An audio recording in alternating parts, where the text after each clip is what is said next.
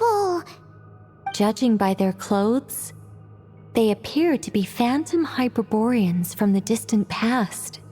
That could mean they have some clues about the moon goddess's name, right?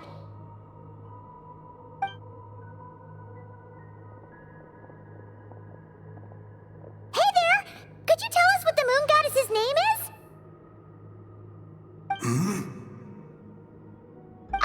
Sorry. That's probably a weird question, huh? How do we explain this? The moons are long gone, and their goddesses are dead. Their names no longer mean anything. When a new moon goddess is born, we will surely know her name. We have used every last resource at our disposal. All that remains is to wait, patiently and quietly.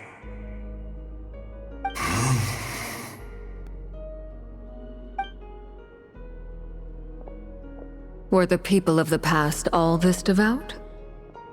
It looks like this phantom doesn't intend to converse with us any further. Surely the new moon goddess he speaks of must be Columbina. Alas, Kuthar's birth came long after the age in which he lived.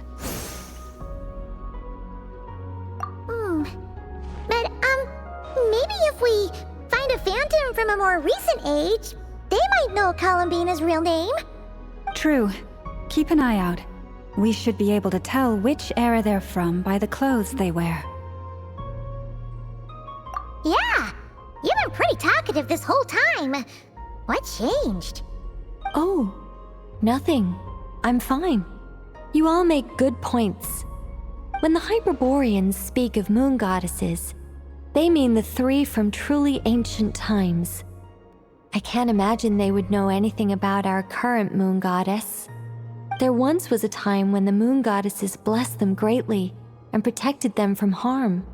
So, when the war between the gods and dragons plunged the world into chaos, it seems they looked once more to the moons for help, praying for a new goddess to be born. Yeah, that checks out. Let's continue on. Who knows what else we may discover?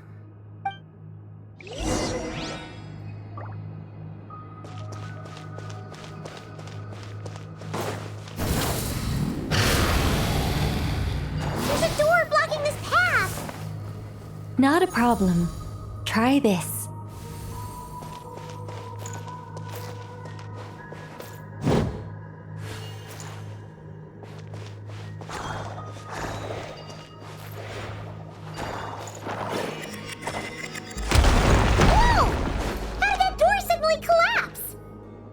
This device was maintaining the door's integrity. Remove the core, and the device stops working.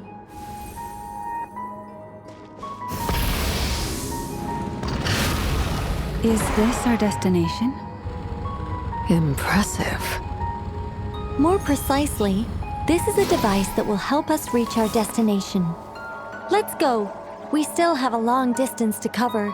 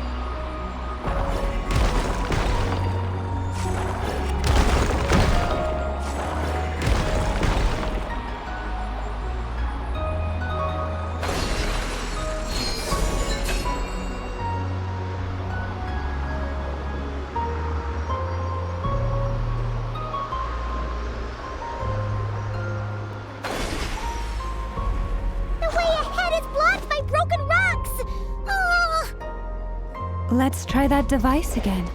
Remember the door from earlier?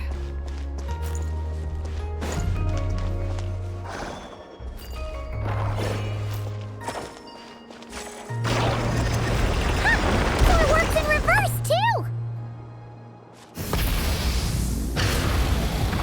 The humans we see are all phantoms, but the monsters are real.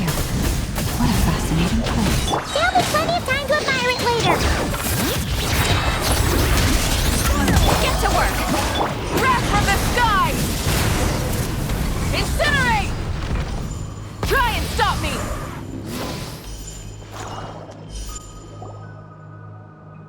Ooh, there's a whole bunch of artwork in here. Seems pretty old. Nicole, this is probably your area of expertise. What do all these paintings mean? Let me see. To understand these murals requires some knowledge of the history surrounding the War of Funerary Flame. I shared a little of this with Lauma before. Yes, I think I follow. The dispute between the Moon Sisters, the transformation by Nibelung. Oh no, it's no trouble. I'd be delighted to share the tale again. Alright then. Tevat's 3 moons and their goddesses were brought into being by the will of Nibelung, the then ruler of Tevat. But when the heavenly principles came, they changed the world completely, down to its very foundations. The moon goddesses were nowhere near strong enough to challenge this entity. But the heavenly principles did not view them as heretical entities that had to be removed.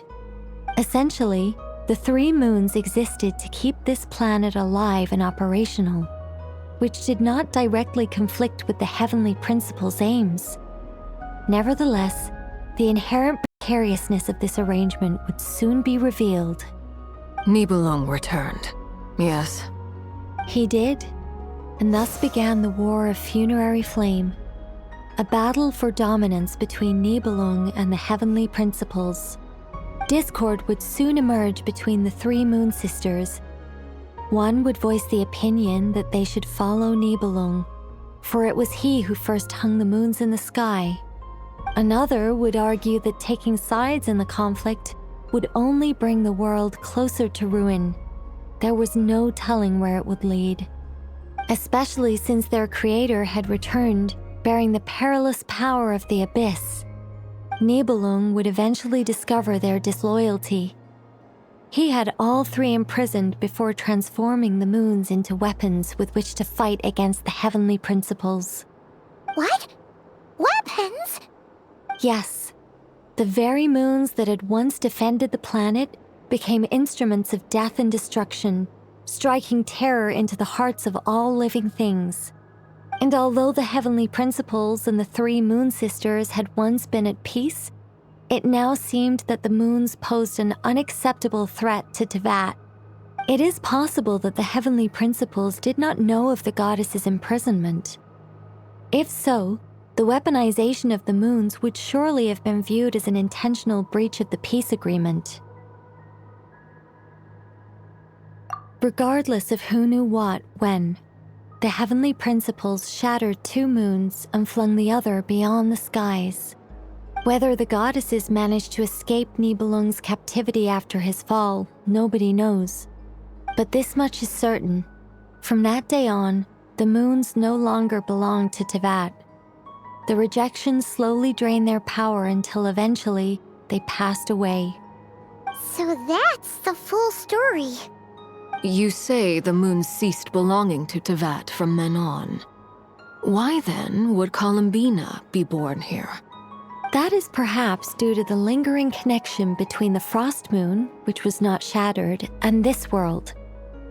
You could see it as the 3 sisters' dying wish. They never desired war. All they ever wished for was to protect this land. I see. If the final fate of the 3 goddesses is as you say, then Columbina faces the same grave danger. Our investigation has yet to bear fruit.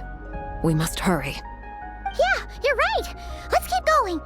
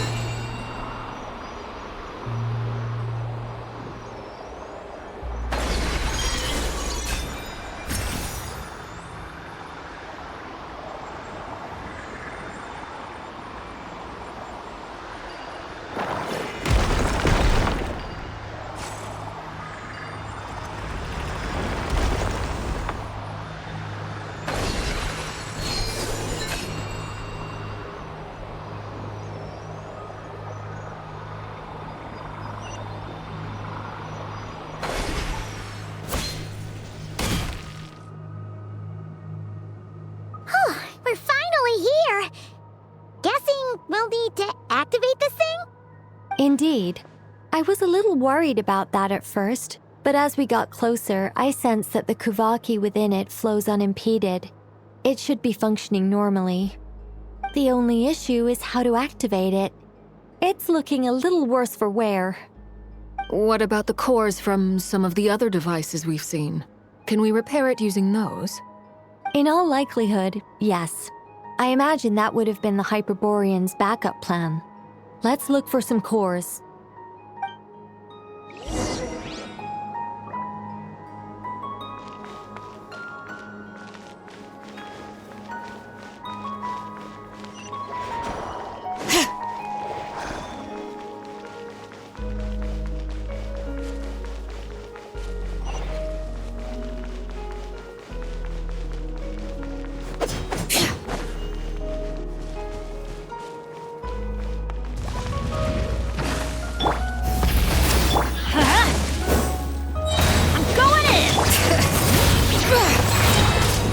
Echoes of the valley! Show no mercy! Pyroclastic surge!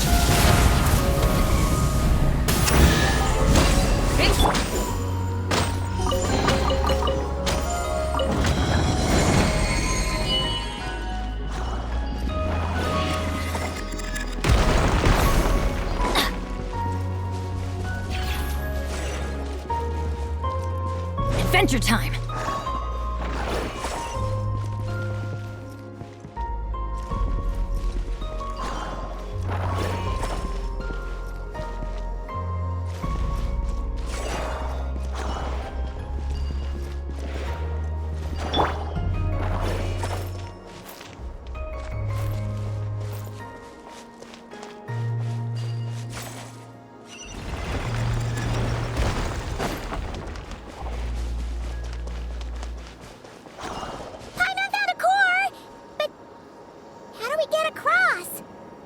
Walk up, then jump down.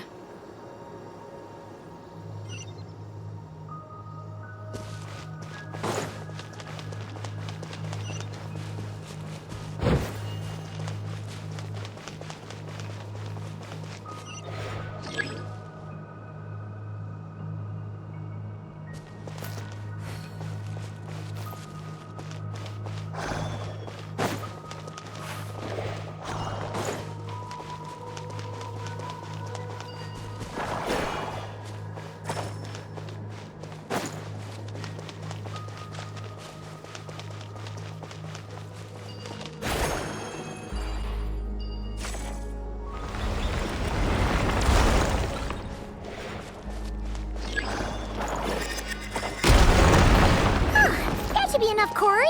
Let's head back.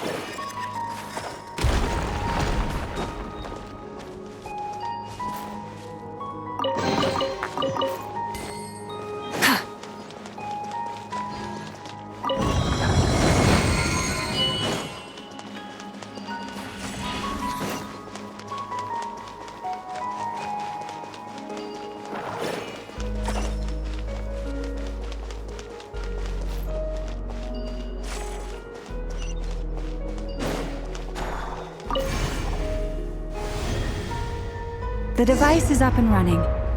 It's hard to believe that the ancients were capable of constructing such things.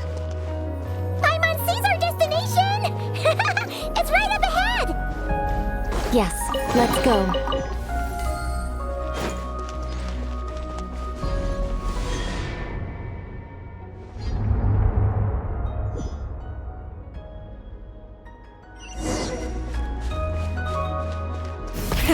Rev the engines!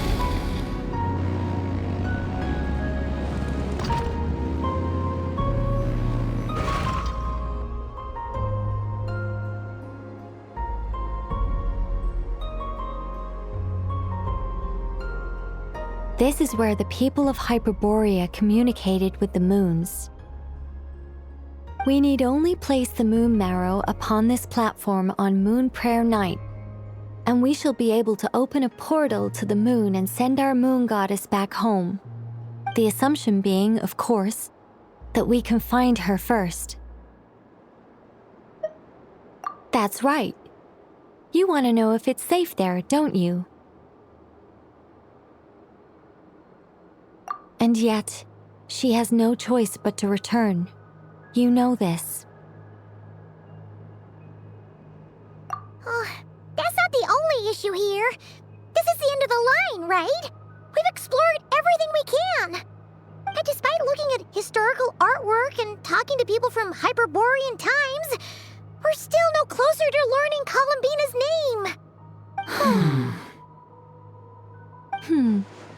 If it's not too much trouble, could you tell me exactly what Alice said to you about finding her name? Oh, sure. What she said was... Then your first job is to find it. As a moon goddess, I'm sure she must have a name she identifies with. Neither Columbina nor Kutar is her true name, and she's never really accepted either of them. Is it not also possible that she has never had a true name? Not at any point in history? That would be a hard pill to swallow. But at this point, we may have to accept that that is the truth. No one knows how she came into being, and she certainly doesn't have parents in any sense that we're aware of. Perhaps she was never granted a name at all. But does that mean there's no way to get Columbina back? She's just gonna disappear and there's nothing we can do about it? Huh? Wait, why all this pessimism? Was it the way I phrased this question? You all seem to be taking this in completely the wrong way. Well, just because she's never had a real name in the past doesn't mean she can't have one now. What? Think about what Alice said again. She never once said that you'd have to find a new name, did she? Are you saying what I think you're saying? Yes. Names are anchors that connect us to the world. If she doesn't have one already, then all we have to do is create one, no?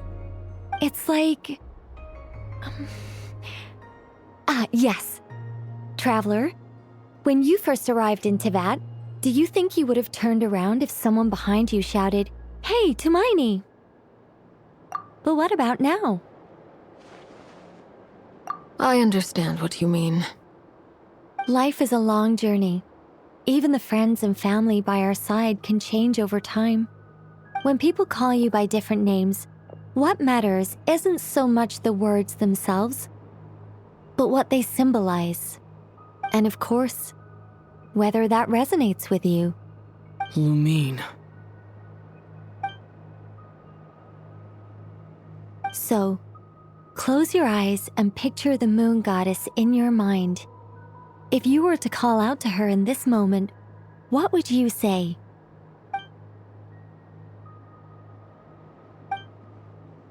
Columbina. Columbina. Paimon would call her Columbina too. Well, she has long forsaken everything that Kutar represents. I think from now on I should call her Columbina too. Well, it sounds to me like you found your answer. Are you sure? Is it really that simple? We haven't found her this whole time, and not for lack of trying. For a journey like this, the process is every bit as important as the outcome. Had you not searched far and wide, rejecting every other answer you were offered? How could you have come to an answer you felt was finally correct? Oh, it all makes sense now. This has Alice's fingerprints all over it. Are you suggesting that Mage knew from the start that Columbina never had a real name to begin with? I can't say for sure. But I can definitely imagine her chuckling in satisfaction somewhere right now, saying, "Ah, what fun." Llama! Your antlers! You should hurry. The festive moon has begun to rise. Do not worry, for when you called the name Columbina just now, I could sense that the power within was enough to summon back the moon goddess. The power within what? The name? Yes. So, the thing is...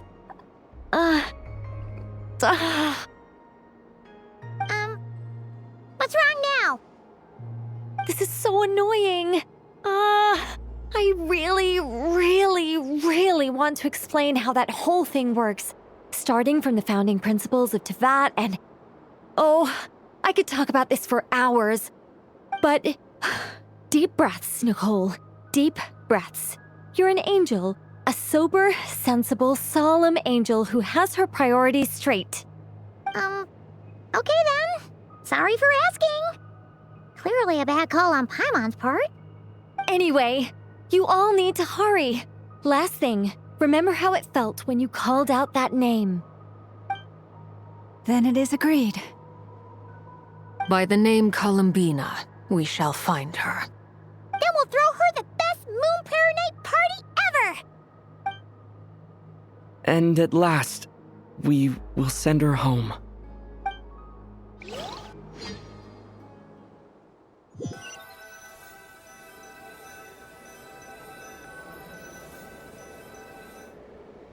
I can barely move anymore. My consciousness is fading away. Have they come back out? I'd love to see them one more time.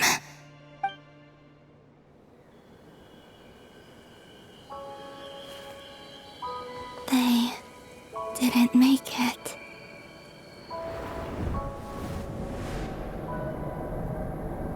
Could you tell me your name? My name is... Columbina!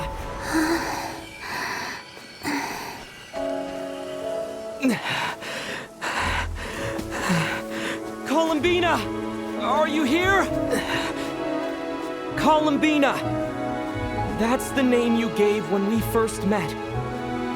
And it's what I've called you ever since. Columbina. It's a fine name. I have many fond memories of Columbina, and so do all of your friends.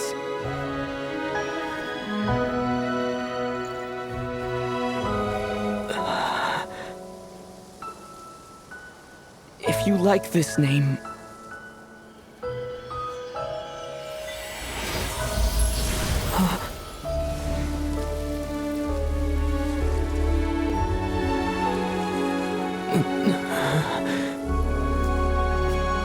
Looking for me?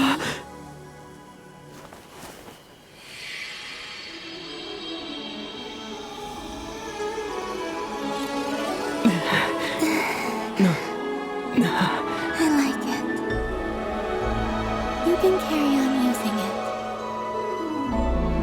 My name is Columbina Hyposelenia.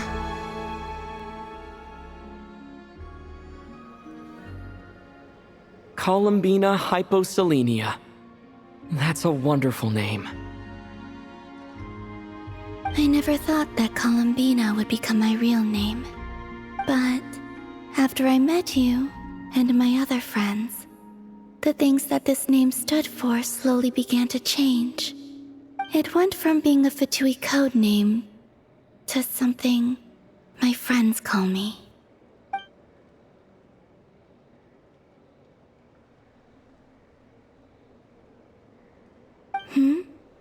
What is it? Why aren't you saying anything? I'm just so happy for you. Thank you. So, where's everyone else? We can go and meet them very soon. Everyone went to different places to try calling your name. Great. I'd like to thank them as well. Everyone's done so much for me. Searching for my name, entering those ancient ruins. Huh? Wait, so you were... Yes, I was there. Not physically, but my consciousness was still holding on. I followed you the whole way. Starting from when? You turned around and called out my name while you were in Nasha Town. Do you remember?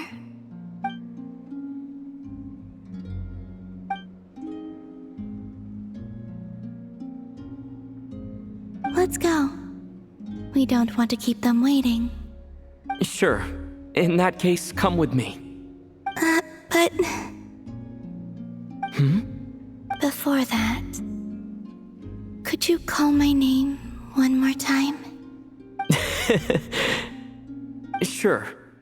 Come with me, Columbina Hyposelenia.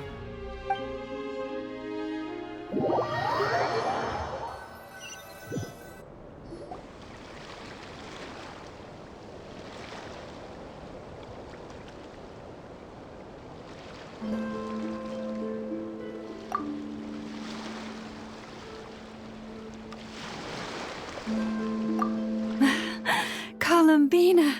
Oh, this truly is wonderful. Llama, I can't breathe. Ha-ha! Just in time for Moon Prayer Night. It's good to have you back, Miss Columbina. Yeah, we were worried sick. Thank you, my friends. With your help, I now have a name that belongs to me. Columbina Hyposelenia. Where's the second half from? You added it yourself? That's right. It means... Born beneath the moon. yes. And by extension, it can also mean born beneath this world. A fine name. Now, as much as it pains me to interrupt this beautiful reunion, I feel obliged to remind you that the Moon Prayer Night celebrations in Nasha Town have already begun. Don't you want to enjoy the festivities? There's so much to see and do. And some of the ambient lighting and entertainments were sponsored by the kind souls in the Hexen Circle. Nicole? Why have you turned into Dotaico? So you're Miss Nicole. Thank you for helping us, and for helping me find my name. It's nice to finally hear your voice. You're quite welcome. Guiding lost people to hidden treasure is what we Seelie do. And if you ask me, spiritual treasures are far more precious than material ones. Chests are all well and good, but this was what it's all about. Ah, so satisfying. Anyway, I had to go help Alice. It seems like she ran into some trouble. That's why I couldn't be here in person. But don't worry, we're with you in spirit. We'll be celebrating right along with you. Keep an eye out for the Hexen Circle's festive stalls in Nasha Town. I think you'll like what we came up with. Alice said she even managed to rope B in this time. The Frost Moon Scions have also prepared various attractions. I believe Aino, Ineffa, and their crew are setting things up as we speak. On that note, Nefer, about that request I made. It's all in hand. Yehoda is on site to ensure that everything goes off without a hitch. Wonderful. In that case, Traveler? Come on, Columbina. It's time to celebrate the best Moon Prayer Night ever.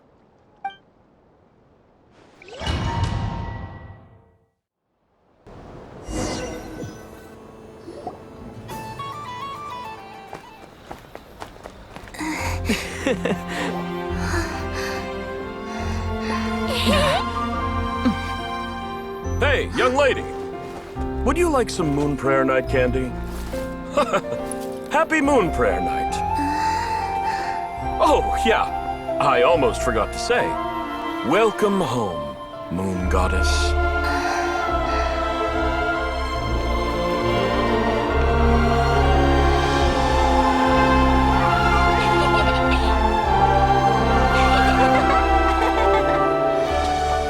Welcome home, Moon Goddess.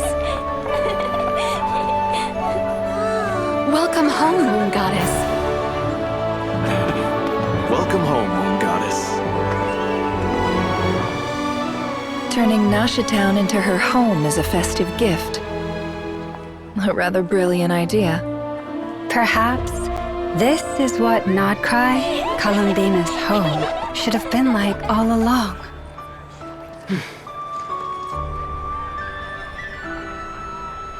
Thank you for the gift. I like it a lot.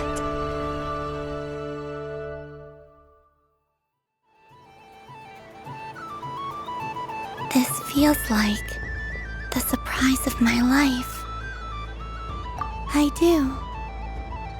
I never imagined I'd ever get to enjoy Moon Prayer Night with everyone so freely. If you're happy, we're happy. Quite a strategy you came up with. Hide the tree in the forest. It's not your usual style, Lauma. Is there something about Moon Prayer Night that enhances what's in your head as well as the antlers on top? Apparently so. It even inspired a perennial penny pincher to use their resources for a greater cause. It truly is a magical festival.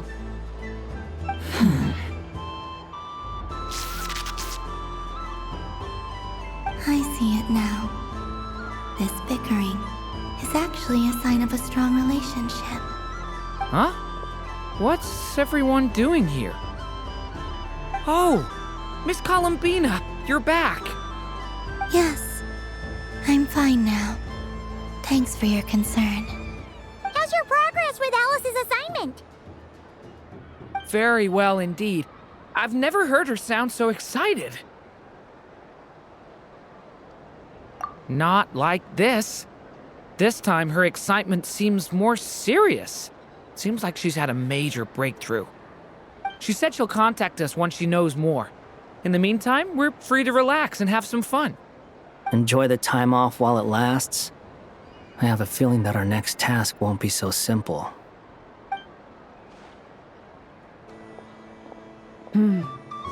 I should go.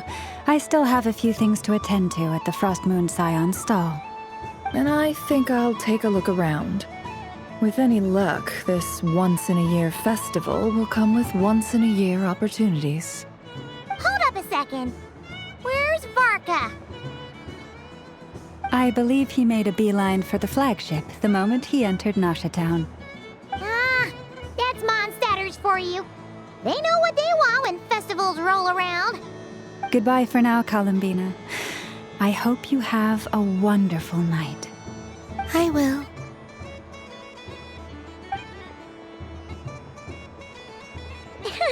Well, in that case, don't just stand there. Get out there and have some fun. You'll definitely get a warm welcome at every stall. Oh, also, take this map with you. It's a guide to the festival.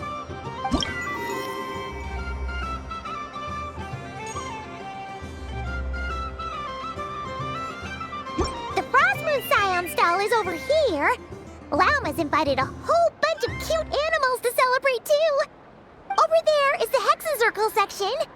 Alice seemed more excited than anyone about this festival, so she insisted on making it a grand affair. Oh, and then there's the Nasha Town local specialties, including... Actually, forget that. Better if you go check them out for yourself. Thank you. It looks like a lot of fun.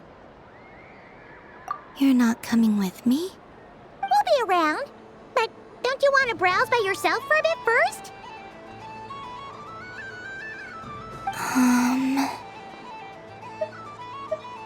Yep.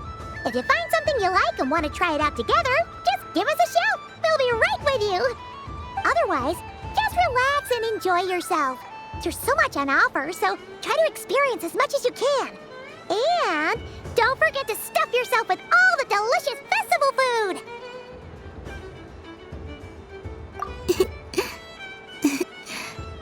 All right then. Off I go. Where should I go first?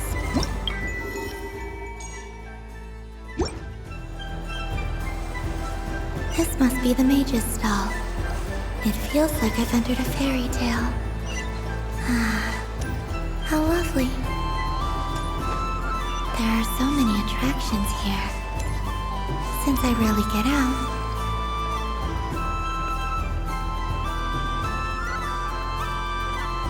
Well, well, look who it is. I heard someone went and disappeared on us the moment we let her out of our sight. They looked all over for you. Frankly, I didn't think you'd be back for Moon Prayer Night. Were you worried about me, Sandrone? You would like that, wouldn't you? Do you even hear what you're saying? It seems to me like you disguised yourself with festive headgear, just so that you could come see me on Moon Prayer Night and make sure I'm okay. You didn't even bring Polonia with you. You? I thought you couldn't see! I cannot. But I sense the confusion of those around us rippling through the Kuvaki currents.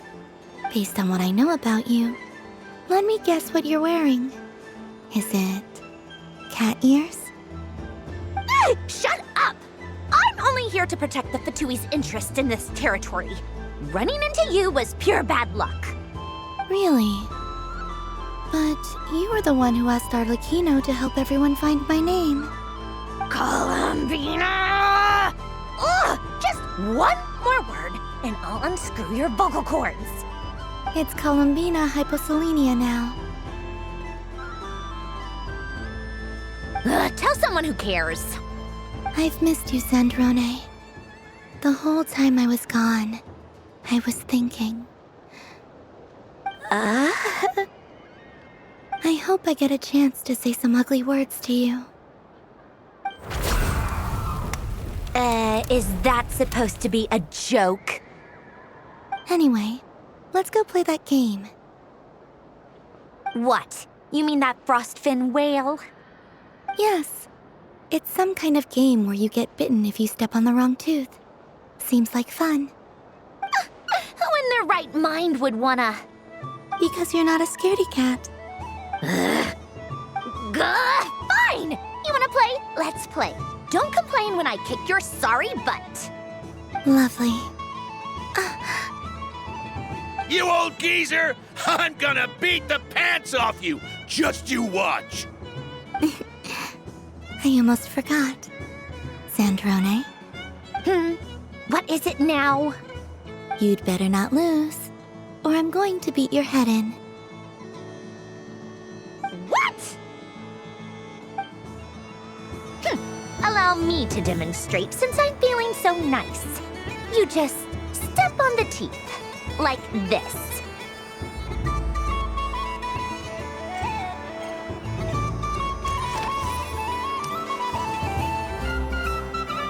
Which should I pick? I'm getting a bad feeling from this one. Sensing Kuvaki doesn't count as cheating, right? I want to switch.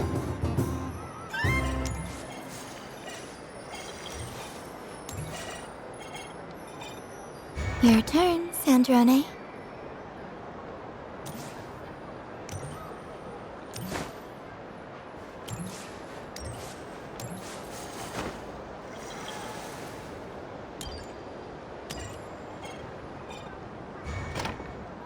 Don't come crying to me if you get bitten.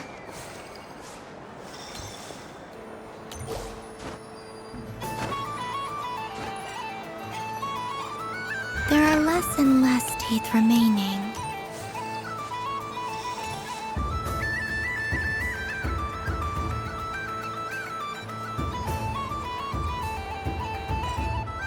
Huh? What's that noise?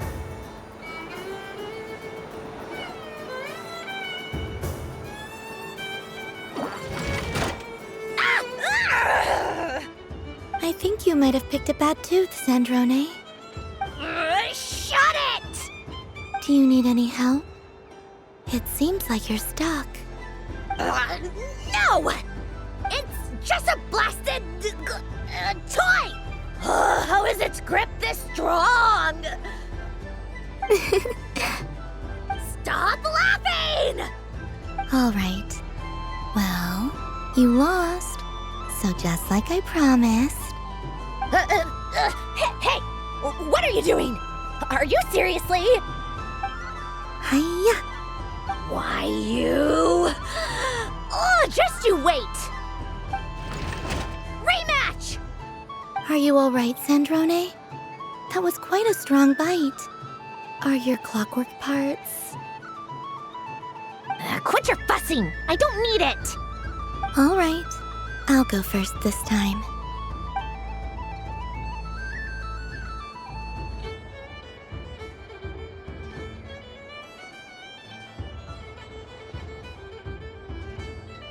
I see it now.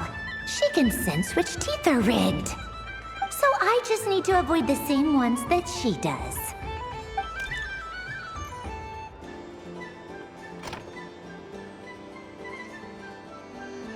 This one... Seems fine. She avoided that one then? Now I've got you. All right, my turn.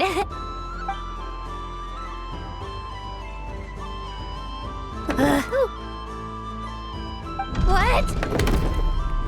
Looks like you lost again, Sandrone. Wait! There's more than one bad tooth! Bonk.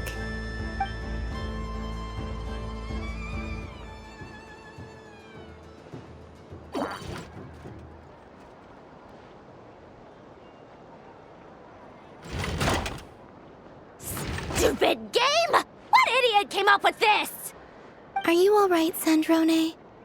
You said some nasty things just now. Oh, I'm peachy.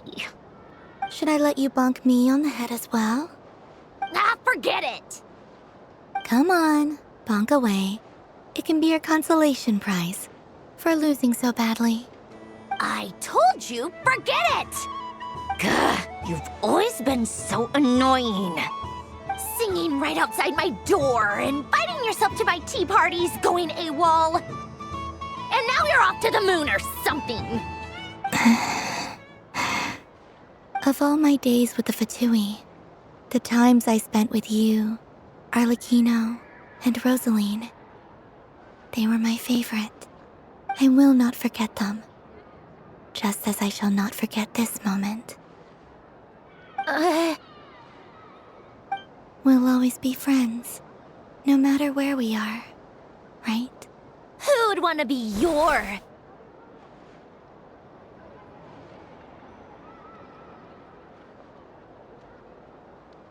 I'll miss you, Sandrone.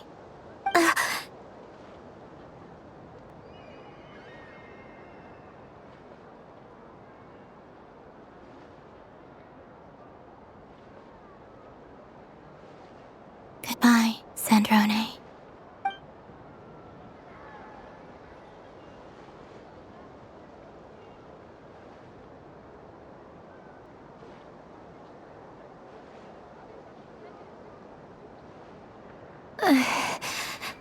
I'll miss you too, Columbina. Sorry, what was that? Ah! Ah! Yeesh! No need to freak out. What's wrong? We've been looking everywhere for you. What do you want? Oh, nice ears. What do you want? This. Huh? It's your turn to draw something. You're one of her friends too, aren't you?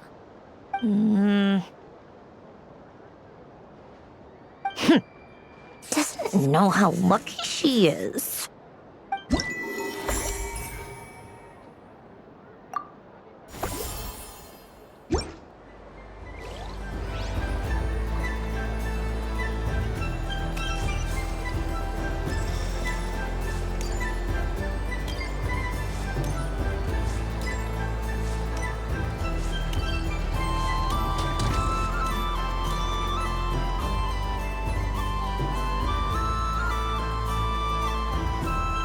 Doesn't make any sense. How am I losing every single time? Wait, Inefa, you're cheating, aren't you? Yeah, that must be it. I am not cheating, I know. Uh-oh, sounds like Inefa's turning into a big baloney bot. I think it's time for some serious maintenance. Moon Goddess, help me. Miss Columbina, I know, is attempting to cheat. What the? I'm back at me.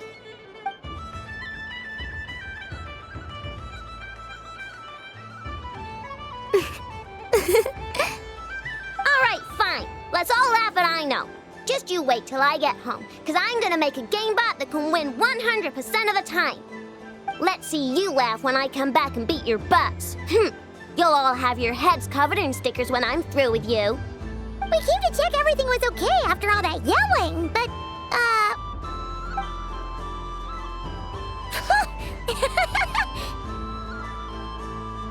Whatever it is, it sounds like cheating is allowed. Kuhenki concentration. Each player starts with differently colored kuhenki. Each round, they draw one kuhenki from their opponent. When a player has two kuhenki of the same color, they make a pair and can be discarded. Any that can't form a pair must be kept. The round ends when a player can't form any more kuhenki pairs, and that player gets a sticker.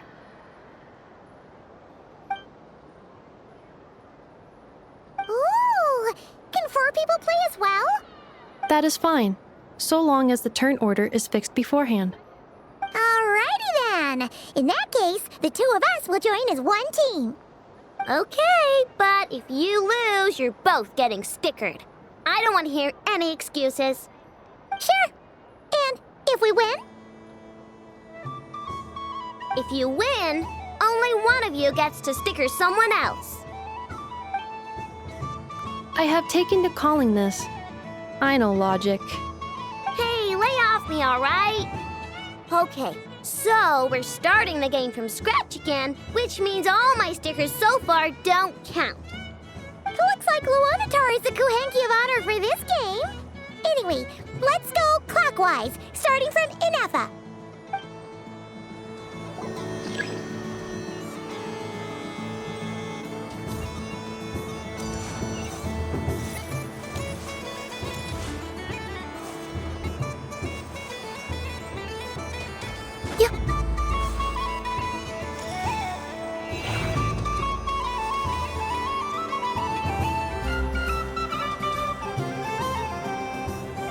Nice! That's a pair!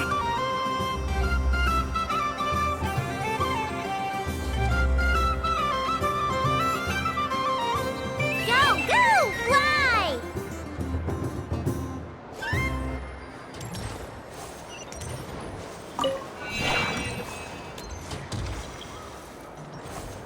Go on.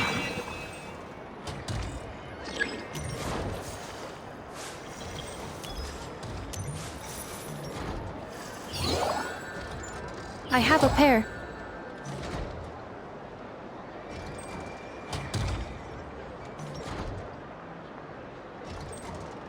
Uh-oh! We've got to pick up the pace!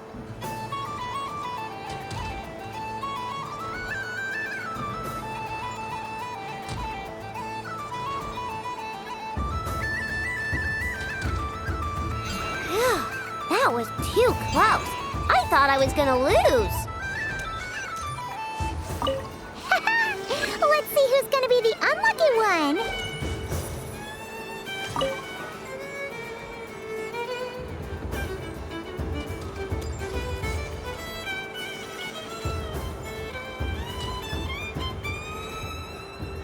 Good luck, everyone.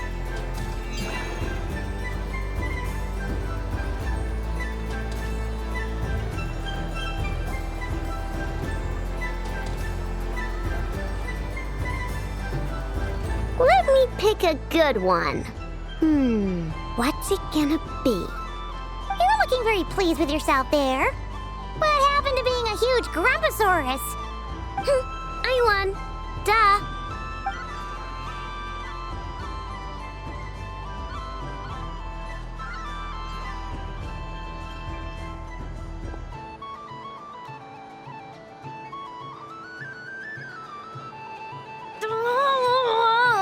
Me again?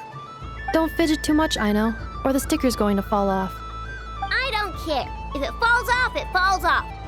If a pair of Kuhenki get discarded, why not a pair of stickers? Huh? Huh?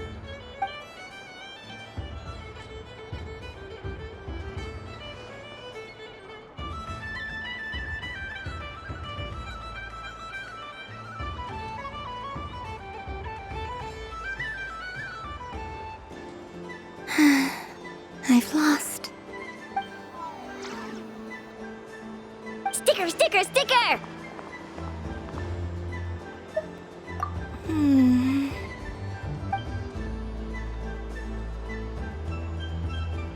Cute! You think so? Shame. I can't see it for myself.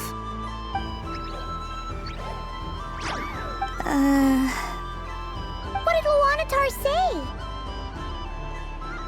She said it looks so cute that she wants me to lose a few more rounds.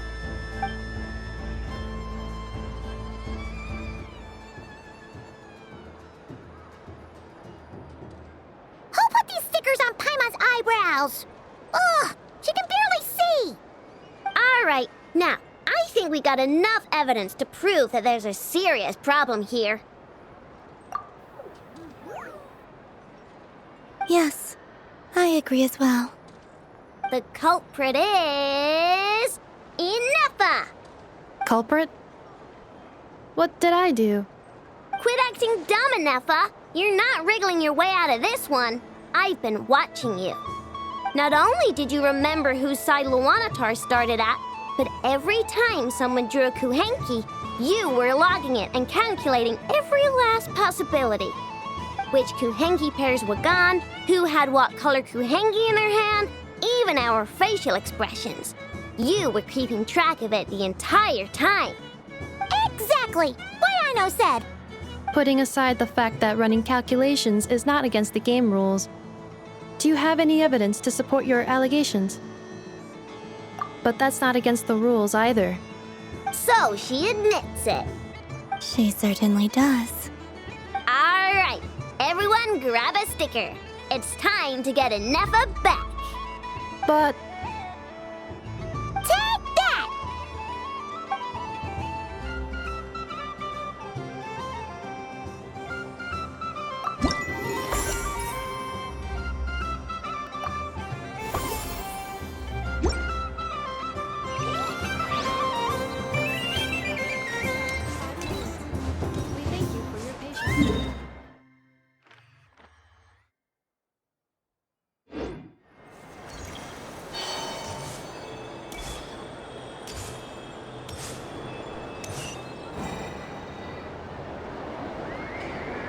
But I was aiming right at it! Aw, what a pity. I saw it with my own eyes. You were so close. So very close. That's not true! It dodged out of the way right as I was about to snag it! I'm sorry? You heard me! This paper frog can move! I swear! Dear, oh dear, what are you saying? How could a paper frog move? Unless you believe there really is magic in this world. But even if I, the mere humble merchant that I am, knew such magic, surely I would not use it on a paper frog. I'd sooner give Mora legs, so it could walk right into my purse. My dear, dear customer, why not have one more try? This time I'll give you 12% off, a very generous discount for one of my most regular customers. Just think about how much experience you have under your belt now. You're sure to win the next one. Darn, I used up all my coins. I'll be right back.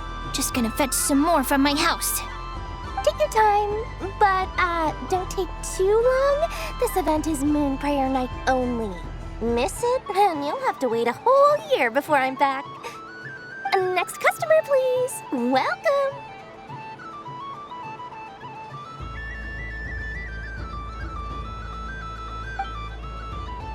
Hello. Whoa! What's this big one doing over here? How do I tell my employees not to go running around this time? Shooting them a glance won't work. I haven't known them long enough. Dory? Why, hello there, Miss Columbina. Would you like to play my ring toss game? The rules are very simple, and it's easy to get the hang of. How much for a round? Oh, first time's free. Not a single mora. After that, well, we can cross that bridge if and when we come to it. But with your sharp skills, I'm sure you'll win all the prizes in one fell swoop. That was an obvious enough hint for them, right? Right?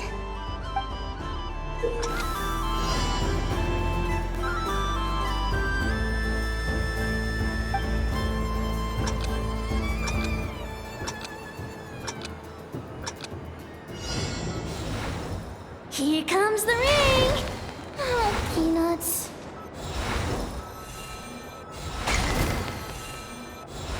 Change tracks. Roselle!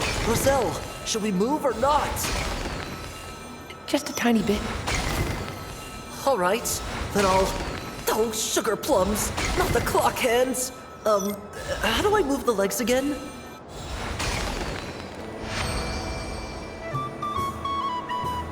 Let's see now. Let's see. Wow, very good. That's the highest score we've had all night. And here's your prize. Now, how about another round? As for the cost... Happy Moon Prayer Night, Miss Columbina. Happy Moon Prayer Night, Durin and Hat Guy. Are you here to play the game? Yes.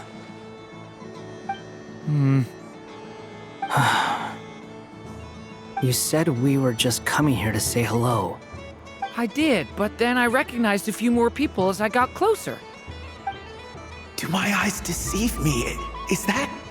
It's our little dragon. He's all grown up. Someone's popular. Well now, since you came all this way, why don't you try out this lovely game we have going? First try is free. He'll have a go. I'll pass.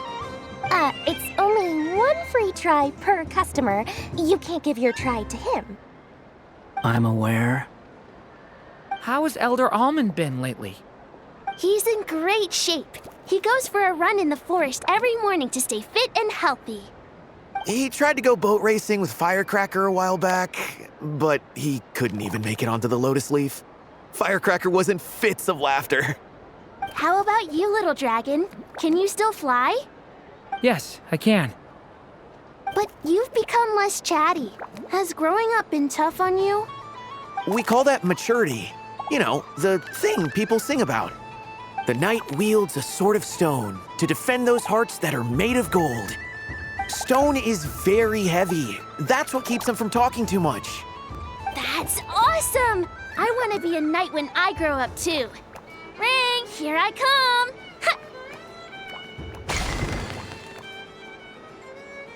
Oh, the hat-wearing man. I never thought I'd see you again. You seem more determined than when I saw you last on the train.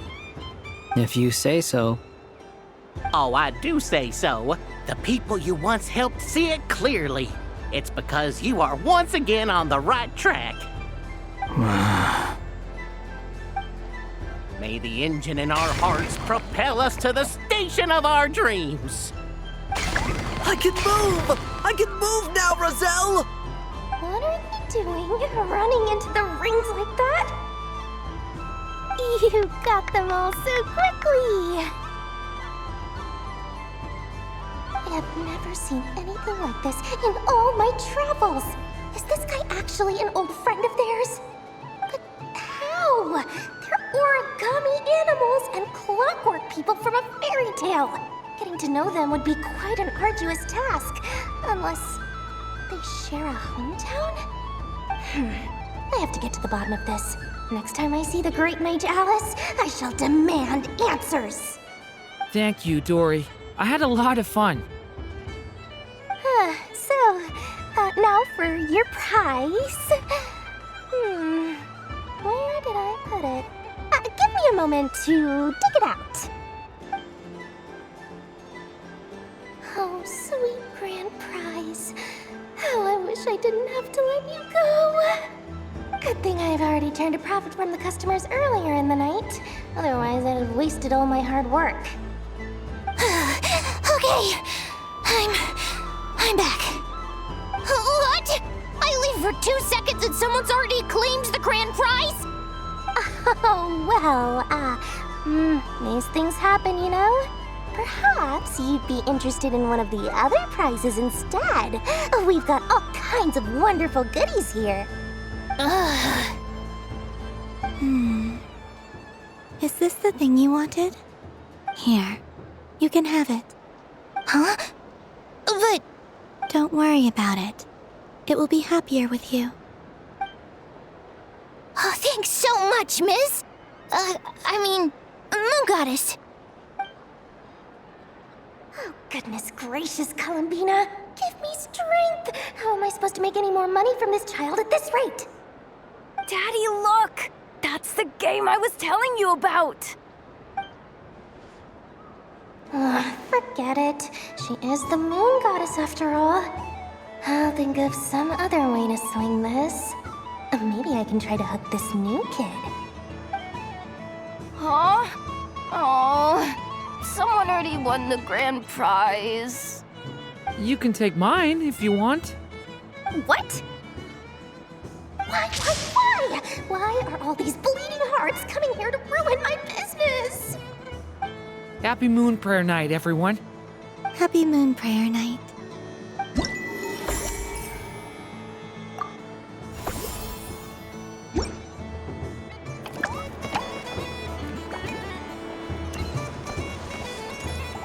What's this? Should I give it a try?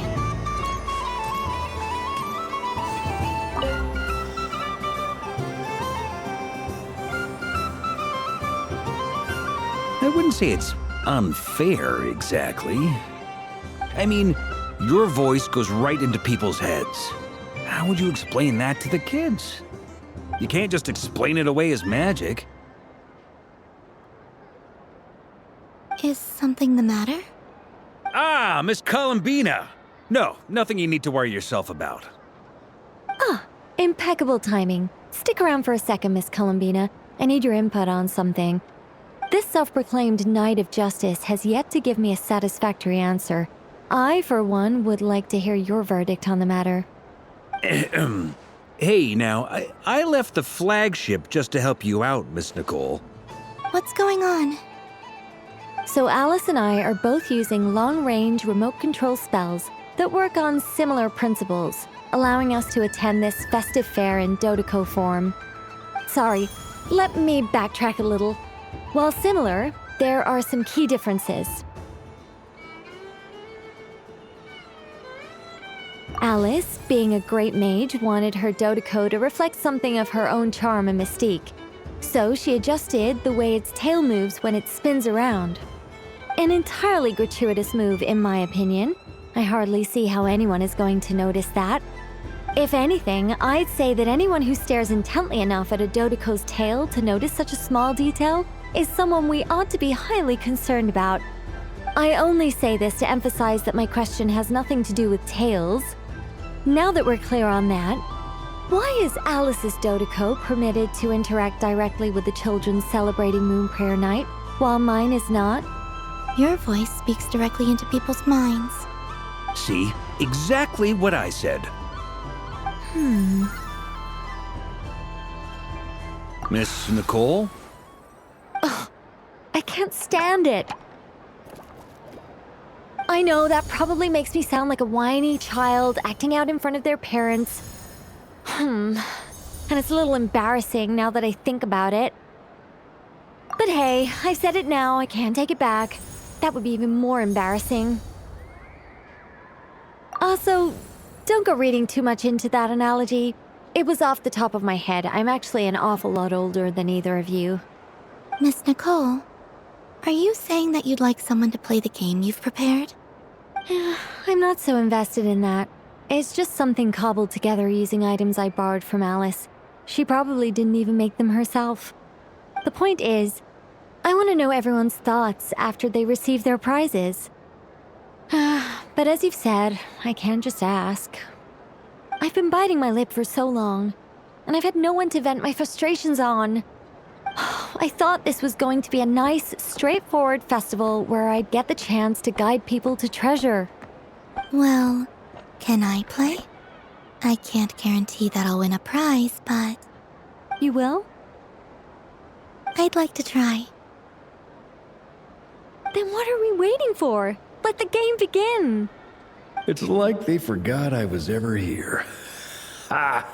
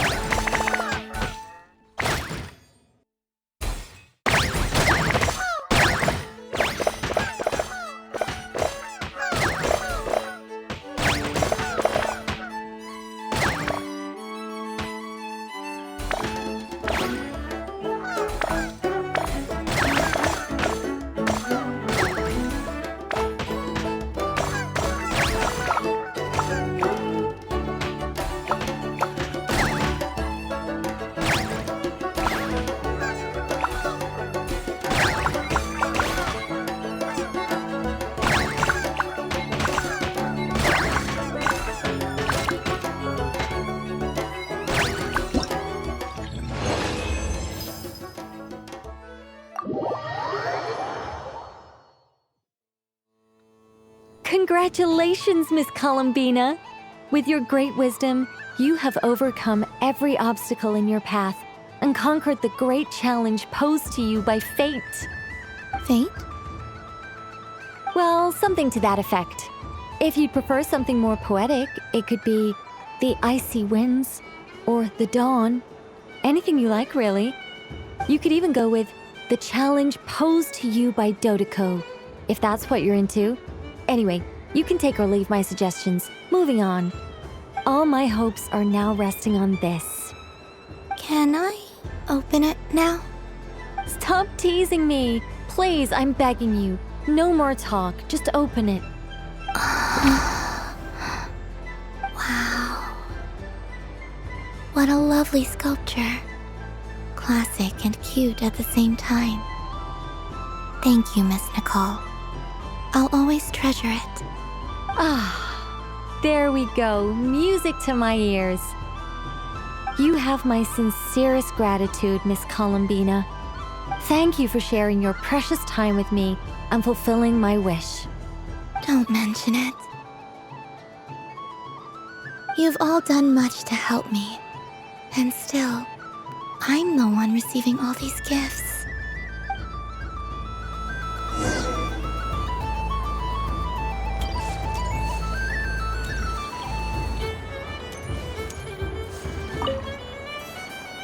A soft and furry creature that bounces and jumps.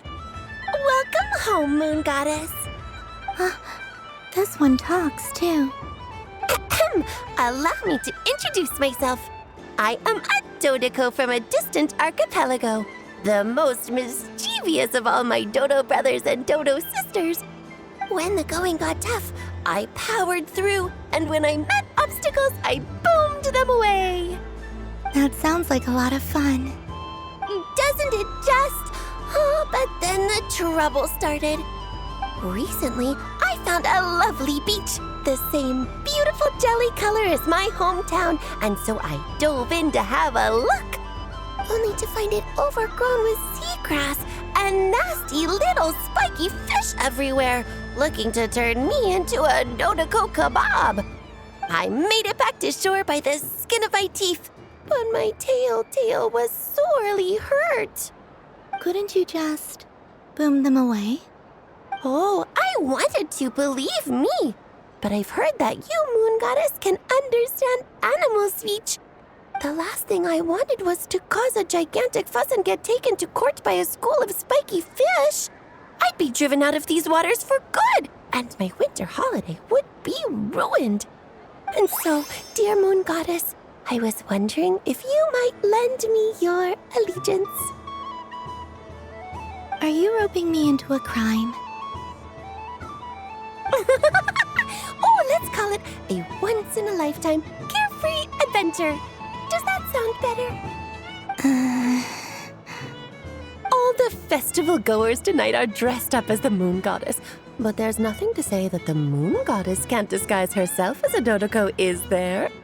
Besides, this is your home. You should be free to be whoever you wish. I'm afraid I'm not well acquainted with Dotaicos, Madam Mage. Oh, that's quite all right.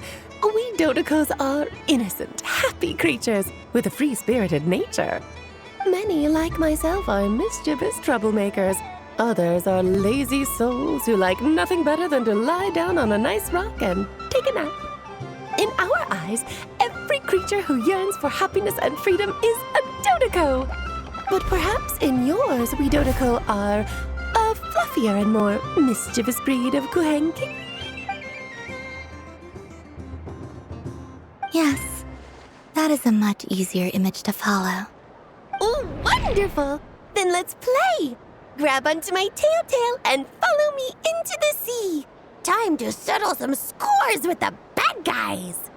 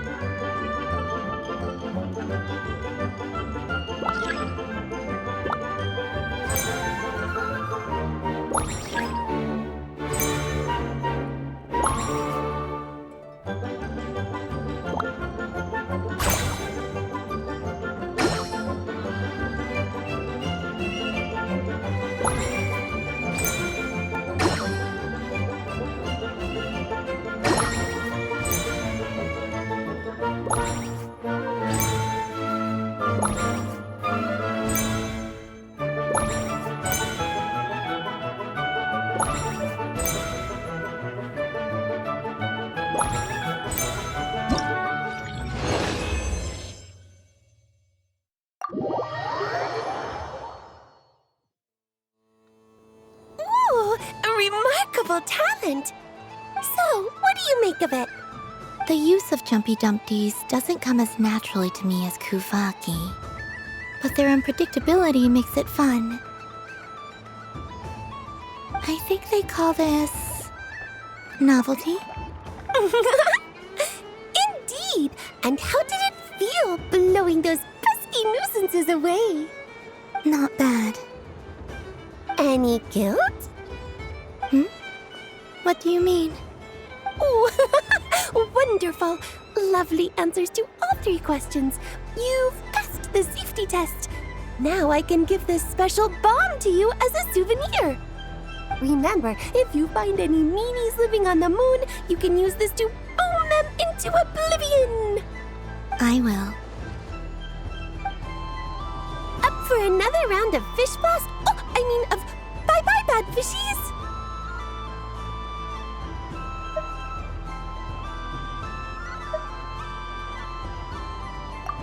Wonderful! It's Dodo Venture time!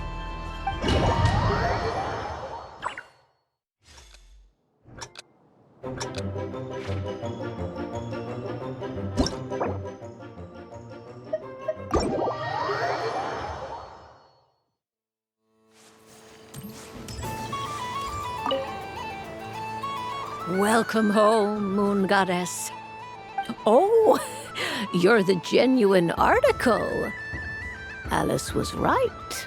This moon prayer night was worth watching after all. Another one that talks. Greetings. Pleased to make your acquaintance. I am the Hexen's Urkel member they call B. Barbeloth, Trismegistus. Columbina Hyposelenia. Pleased to meet you too. Hyposelenia. A fine name indeed. Now then, Miss Columbina, do you wish to hear a mage's divination? Divination? The Frost Moon Scions used to ask me what would happen in the future. Is this like that? From the perspective of the one seeking answers, perhaps.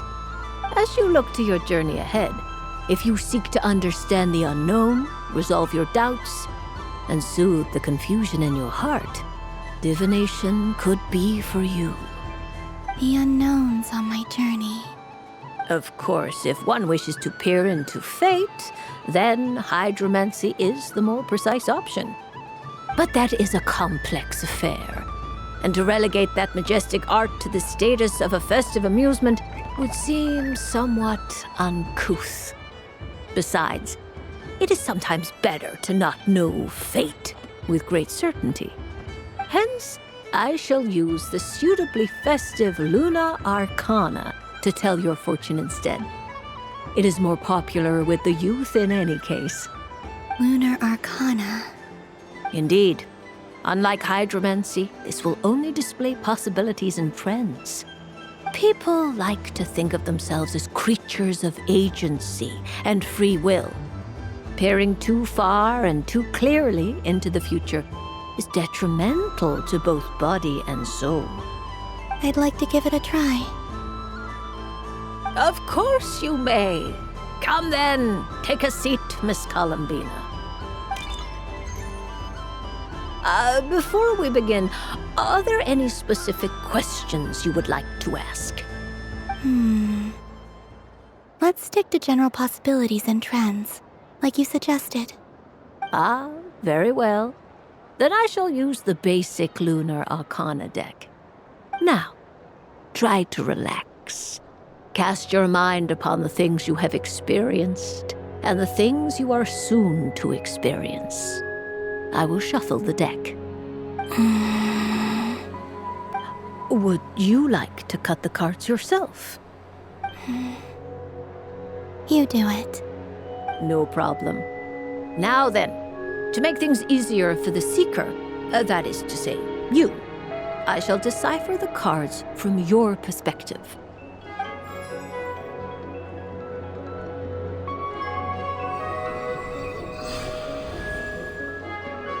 Please, draw the first Lunar Arcana. This represents destiny and is the foundation for the divination as a whole.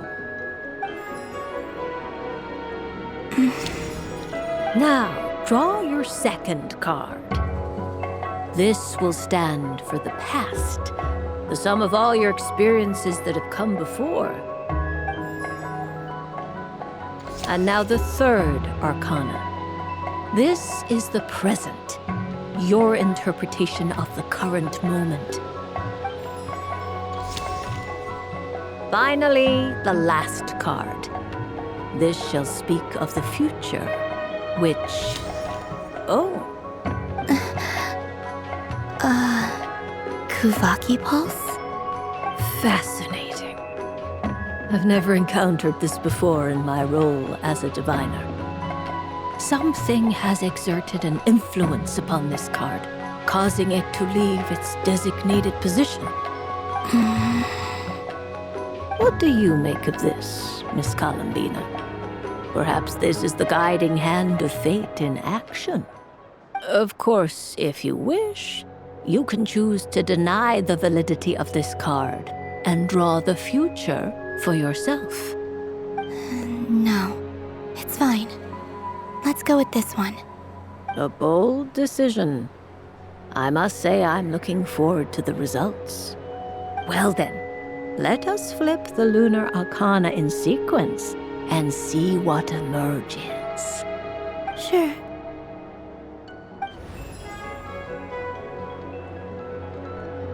First, Destiny. No surprises here. The card that represents yours is the moon. The moon. Indeed. The moon can represent the truth at some times, but deception at others. False peace, destructive calamity, and the world-changing power that lies within.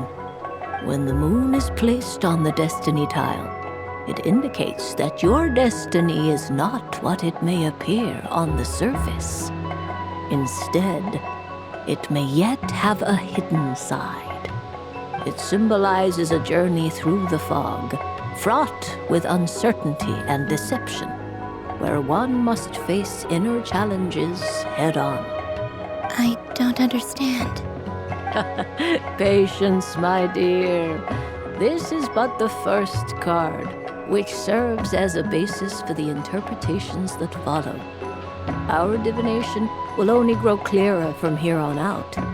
Now then, flip the second card, the one that speaks for the past. The Hermit, but inverted. Inverted? Yes.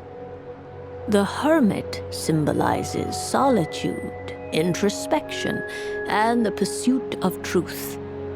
When inverted, it represents isolation, truth out of reach, and a path that leads one astray. Combined with the moon as one's destiny, the Hermit inverted represents a choice you made to stand alone in the past. It was a choice made not out of fear or arrogance, but for reasons that others could not perceive. You fumbled through the darkness without a guide, but you did not find your way. Rather, you went astray. More than once, it would seem. Is this about how I became Kutar despite not wishing to become a god? And how I joined the Fatui because I yearned for a place to belong? I suspect only you know the answer to this question. All is not lost. The past is in the past, and so it shall remain. Shall we look into the present now? Oh my. The Lovers. One of the most interesting Lunar Arcana. What does this one mean? This means that you have had an unprecedented emotional experience. The joy of finding your soul becoming intertwined with that of another. A precious and wonderful thing indeed. It's true. I've made a lot of friends recently, and they are very good to me. I like them a lot. That sounds lovely. I am most delighted for you. The Lovers can also represent important decisions, perhaps related to a parting of ways. Now, if I were to guess... Yes. My return to the moon. I understand. Parting with friends is never easy, Columbina. But rest assured, this is not the end of your journey. There is always another story waiting to be told. The future always lies ahead. The future. Well now, it's finally time to flip this most mysterious of cards. Why did it appear? And what does it wish to tell you? I'm ready. Very well. Flip this card and see what lies on the other side.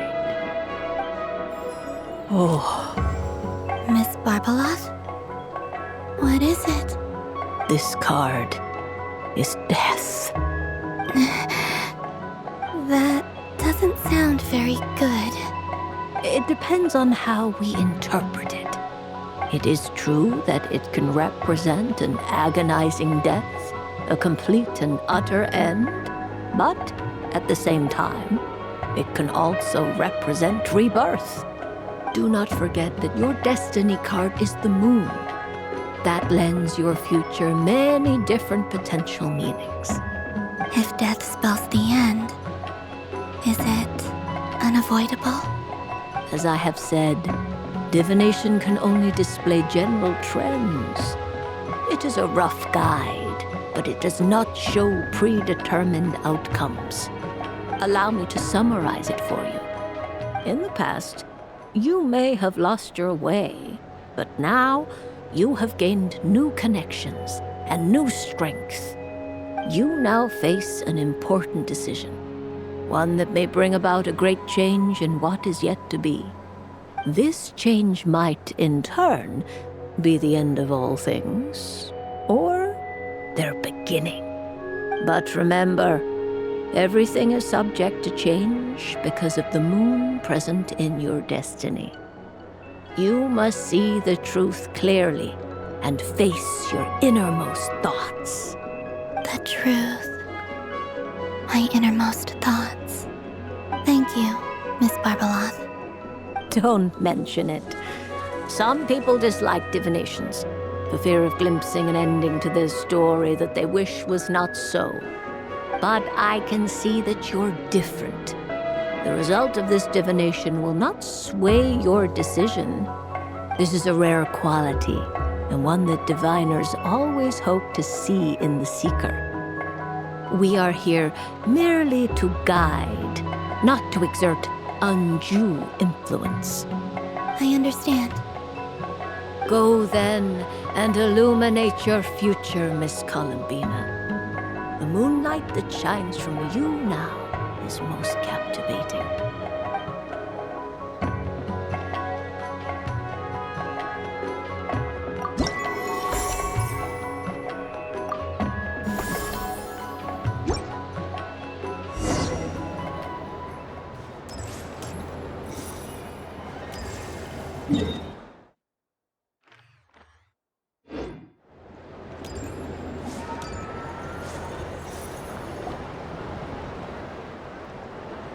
Dotaico's Whirly Gig!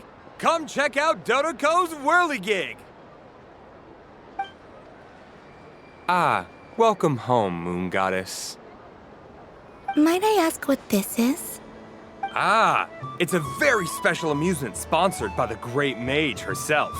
Ride on a soft and furry Dotaico and embark on an unforgettable adventure. I say that, but I'm just following a script here. Who is this mage, anyway? And what the heck is a Dotaico? I'd like to ride. No problem. But, are you by yourself? Is that not okay? Oh, no, it's fine. It's just that each Dotaico can accommodate 2 passengers. Would you like to bring a friend along?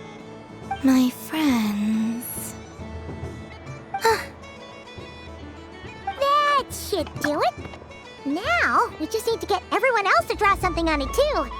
But we gotta keep it a secret from Columbina. Traveler.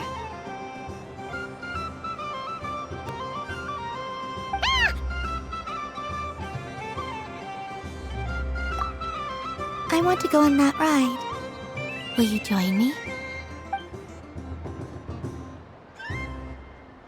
Let's go then. Don't worry. Paimon will do the rounds. You go have fun.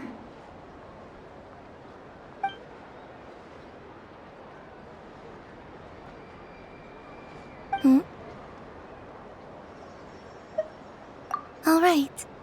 I think we have to wait in line over there. Please take your seats. For safety reasons, you mustn't try to leave the ride before it comes to a complete stop. All right, you're all set. I wish you both a wonderful journey.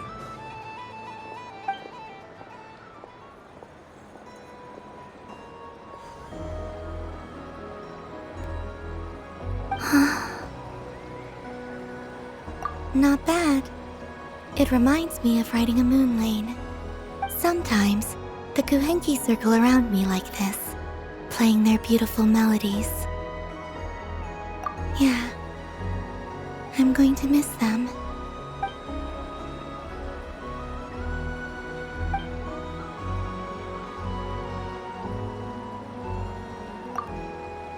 It does.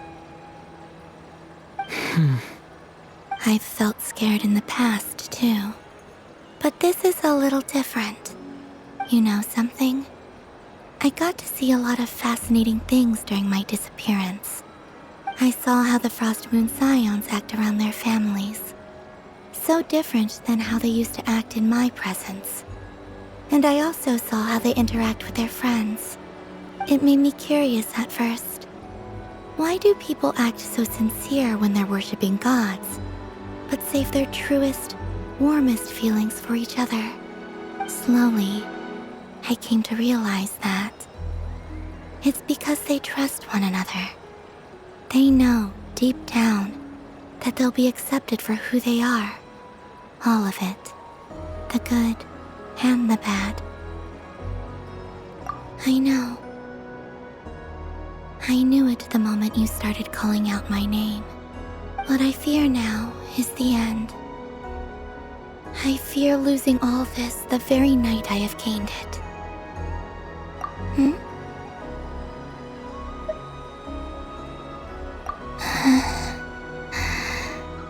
Thank you for this conversation. Thank you for listening to me. Don't worry. This fear I have, and the unknown that awaits me, they cannot hurt me. Not when I possess a treasure far greater. I just want you to remember this version of me. The real me. On this final night together. Dear passengers, Dotaico's awesome adventure has come to a close. Please leave in an orderly fashion, and we look forward to seeing you again in the future. Don't want the journey to end, huh? Don't worry, you two. There's always another adventure waiting just around the corner.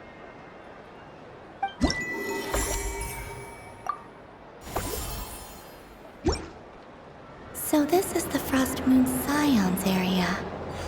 It feels very familiar. But everyone looks much happier than usual.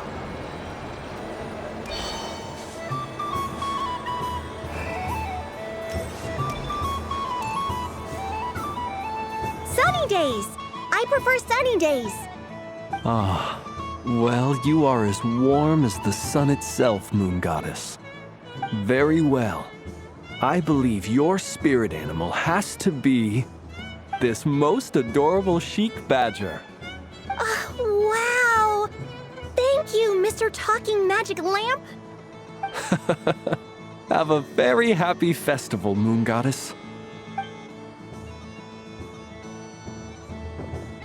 Lance? That's you, isn't it? It's our little secret, my dear traveler in Paimon. Okay, sure, but why are you here selling sugar sculptures? Everyone celebrates in their own way. After gazing into the abyss and spending time around gravestones all year, what better way to relax than to see sunny smiles on the faces of the living? Besides that, I like to think of myself as a fair judge of character. I dare say matching personalities to confection suits me rather well. That's not what Paimon was talking about. Aren't you afraid that your true identity might be exposed? Should I be? There is all manner of magic in the air this moon prayer night, thanks to the work of the great mages. I see Miss Columbina is hiding in plain sight. Why should I not do the same? Why miss this rare opportunity to enjoy a special evening in my true form? Fair enough. You got a point there. People who don't know you will probably think you're just a talking lantern. Well, now that we see eye to eye, what brings you here? Not a search for your spirit animal, I presume? Well, actually... Here, see for yourself. Oh, this is... How wonderful. A beautiful idea. Yeah! We just met Barca, and he said that having everyone draw their own section was kind of boring. So, he did your bit for you. Varka. Ever the maverick. I see his artistic skills are truly one of a kind. In that case, I shall paint something on Mr. Albedo's behalf in a short while. What? Why not now? Ahem. Welcome home, Moon Goddess. Phew, That was close. Hello, Flint. She recognized you right away! What keen eyes you have, Miss Columbina. Especially considering they are shut. I did not see you. Rather, I sensed you. I can sense the fluctuations in Kuvaki all around me. One would expect no less of the moon goddess. Might I interest you in some candy? Yes, please. Excellent. I shall make some for you right away. Hmm? Something the matter, Miss Columbina? What about my spirit animal? All the other children carrying sugar sculptures are talking about it. Wait, is she taking the test seriously? Ah, my apologies.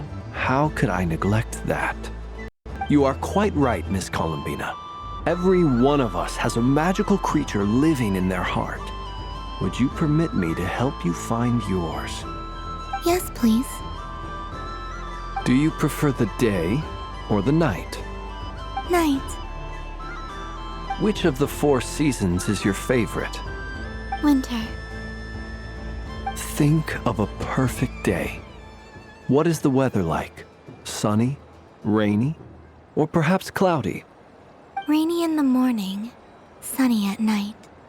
What kind of answer is that? Forests, lakes, and open seas. Which do you prefer of these? I like them all. Imagine you opened your very own shop. What would you sell there?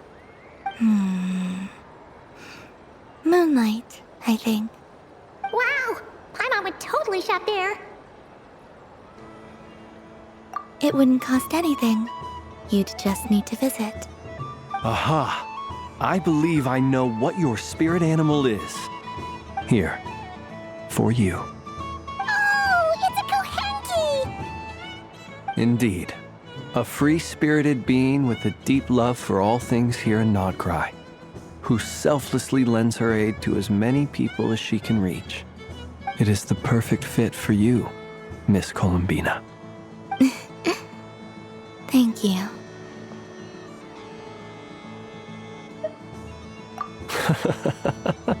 It would be my honor. But you shall have to forgive me. We have known each other for quite some time. I doubt there is any answer I could give that would come as a surprise to you. So instead, would you accept this sugar sculpture as a token of our friendship? It's a lantern. Hey, why don't you two go enjoy your candy over there? Paimon wants to try out this spirit animal thing too. Right, Flint's? Come on, play ball. I got this drawing done.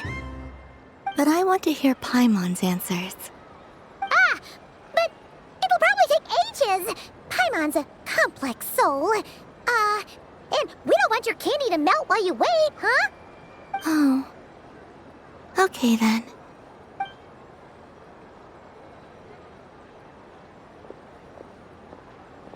Phew. Nice excuse, Lady Paimon.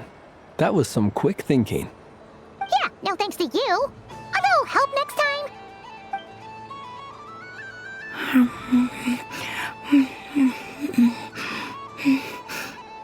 It's sweet.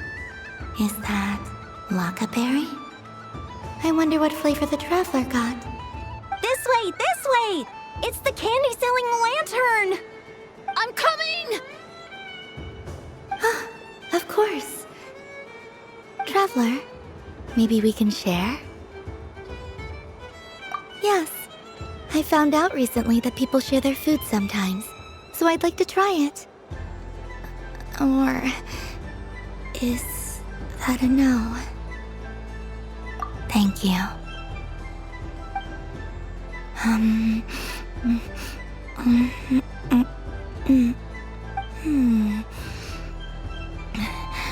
Yours is a little more sour than mine.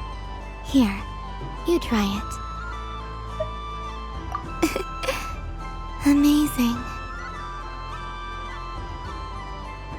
My sugar sculpture has shrunk, yet my heart is filled with feelings of sweetness.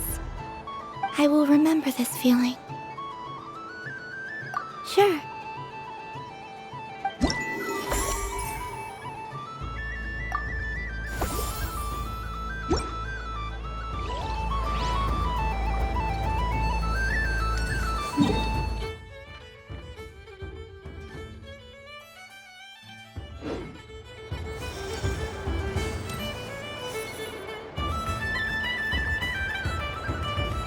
I wish for a never-ending supply of laka berries.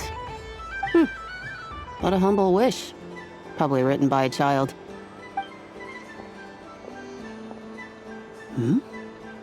Is that Lama the Moon Chanter?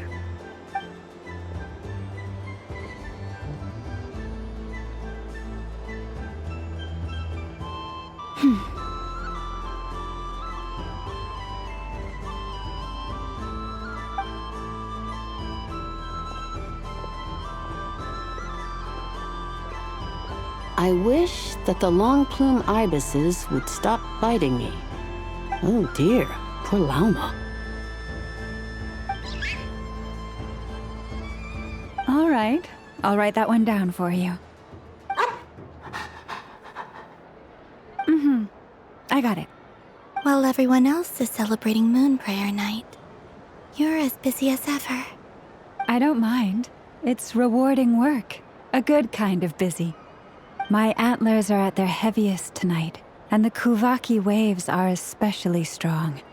But as I help these dear friends hang their wishes up, I feel a great peace within myself that is hard to describe.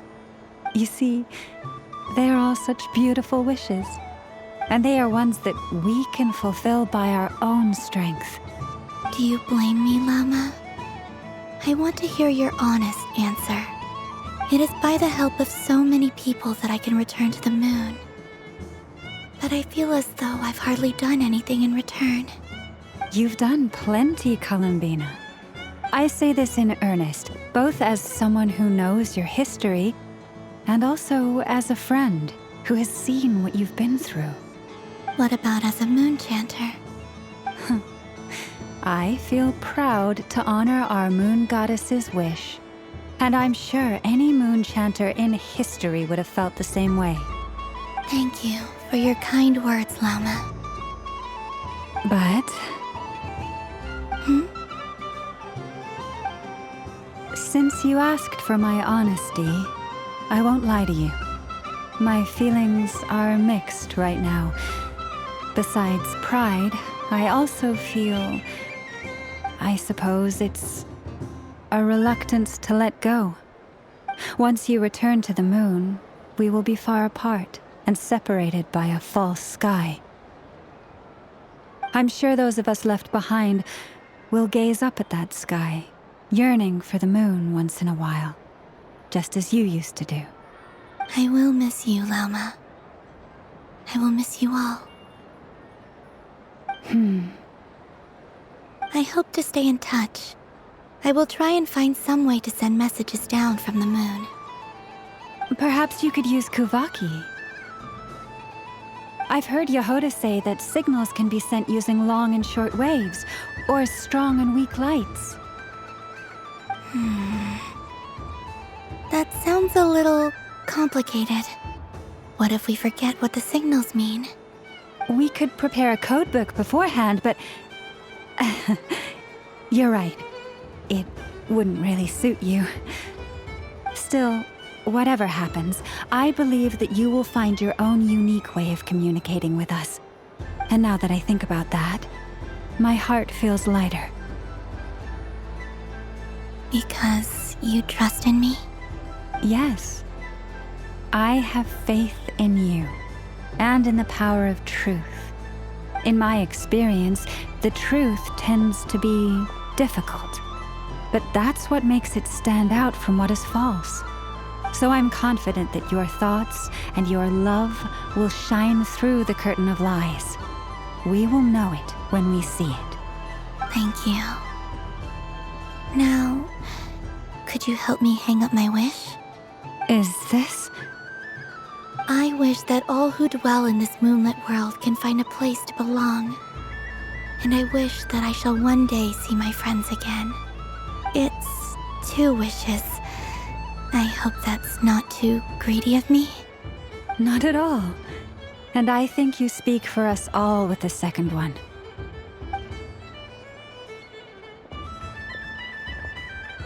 I shall continue to pray until the day that all of these wishes come true.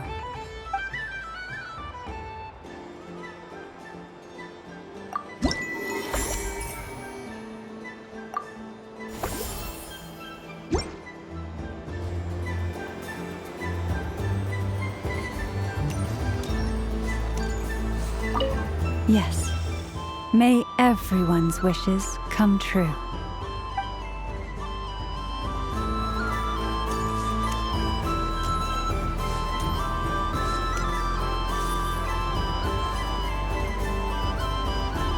Wow, the Frost Moon Scion stall looks kind of plain, but it's pretty cool once you get into it.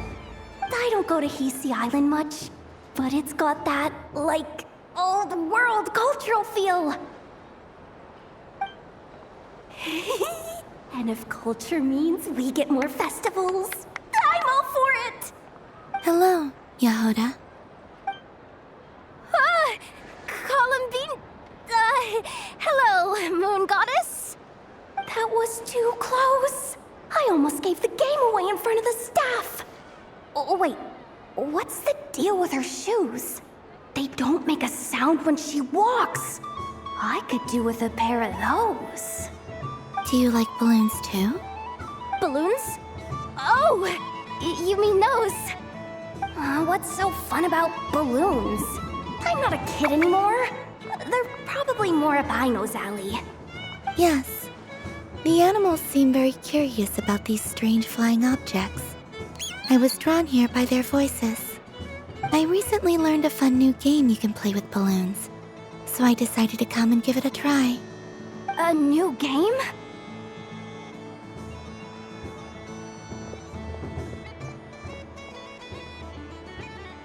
Hello. Welcome home, Moon Goddess. Here to buy some balloons? Yes. Could you give me a few that haven't been inflated yet? Are you sure? I guess it's not a problem, but... Yes, please. Thank you. Uninflated balloons? But those are just little rubber pouches. What does she want with those? Would you like to play the balloon game, Yehoda? Huh? Sure. I guess. How do you play it? Wait here a moment.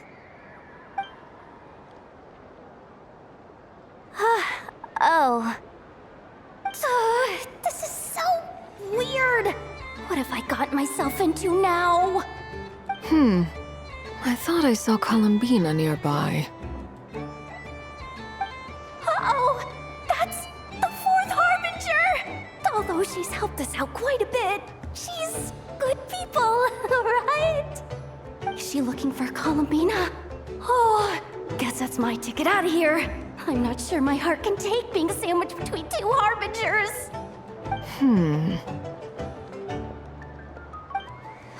Which stall is she checking out?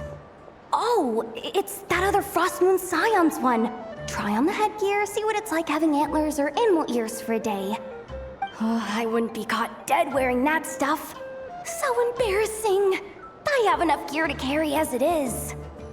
Wait, what? She put it on? How peculiar. This would take some getting used to. I wonder if this is what it's like for Lynette. It really suits you, ma'am. What is this?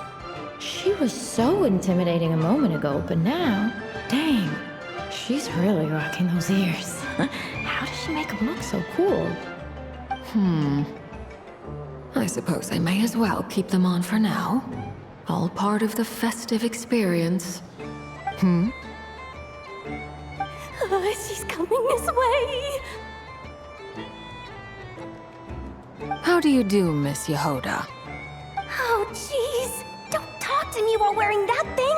Where am I supposed to look? Oh, Hey there. I'm looking for Columbina. Have you seen her? She just... Huh?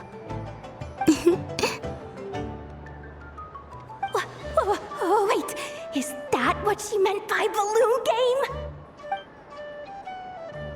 Yeah. Huh? No fair! How come I get caught in the crossfire? An ambush from the rear? Is this a declaration of war, Columbina? Would you like to play too, Arlecchino? Seriously? Are they gonna start some beef right here, right now? Gladly. That said, I believe there is another who would like to join. Boss Nev! Thank goodness! You've gotta get me out of here! Things are kicking off big time! Hello there. I'd like 10... no, make that 20 balloons, please. Uninflated. What? Miss Moon Goddess, I hope you're prepared to pay the price for assaulting my employee. Welcome to the game, Nefer. Just to be clear, let's keep this a fair fight, okay? No strange powers, please and thank you. Naturally. Don't just stand there, Yehoda. Aren't you going to team up with me? Huh? Do I have to? Of course. Don't forget, the Curatorium has a reputation to uphold. I knew something like this was gonna happen.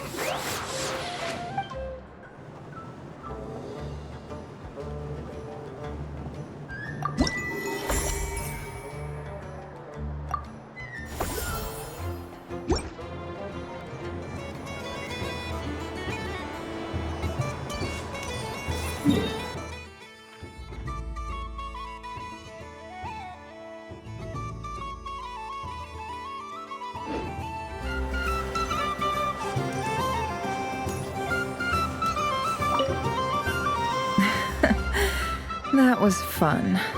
It's a shame Ashru doesn't like playing with water, or I'd have roped him in as well. What's this? Should I give it a try?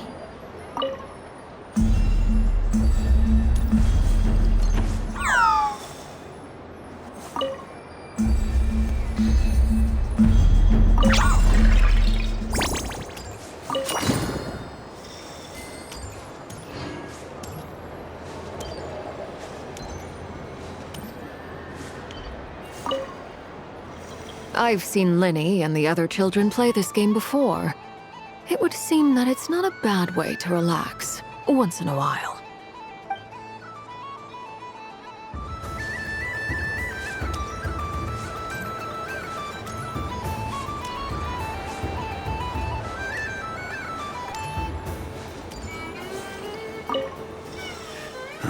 It'd be rude to just leave without saying anything.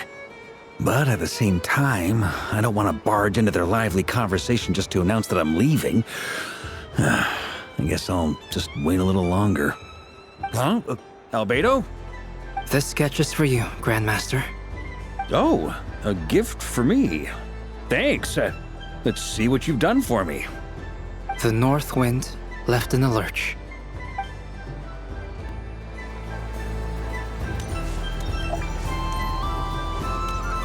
What's this?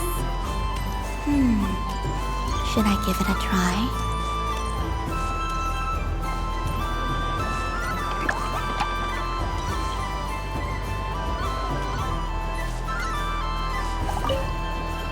Done being a do-gooder yet?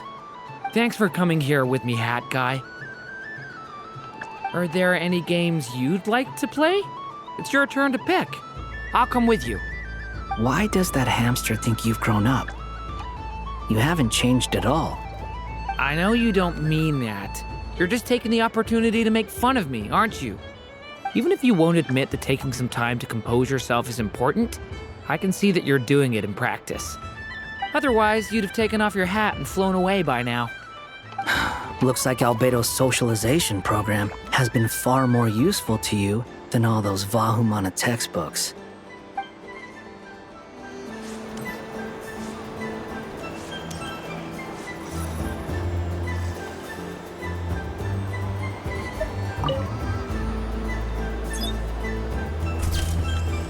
And done! Here, take a look! I think it looks quite funny. Well, Paimon thinks it's super cute. It looks like a silly chic badger and a rhyme-horn deer that's about to fall asleep. Maybe I'll stand on the chic badger's side instead. It looks like we've attracted the attention of quite a few animals. Let's make room for them.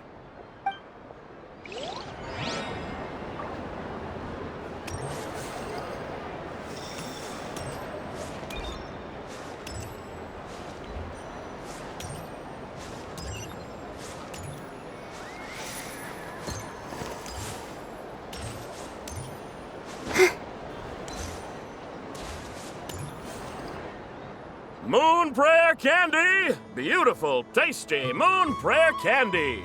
Buy a whole box, share it with your friends and family! Candy? To share? I wonder what flavors everyone would like. Welcome home, Moon Goddess. Fancy a box of Moon Prayer Candy? Sure. I knew you would! Now, what flavor would you like? I'm not sure. What flavors do you have? Is this for yourself or as a gift? A gift for my friends. Ah, I see. In that case, I'd recommend apple, lockaberry, or midsummerberry. Those are the most popular. Do you have nocturnal blossom flavor?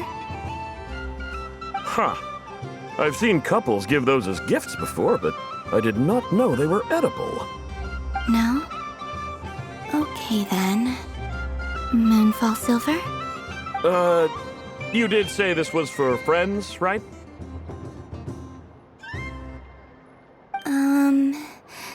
Maybe smetana then. Hey, now that's a creative idea!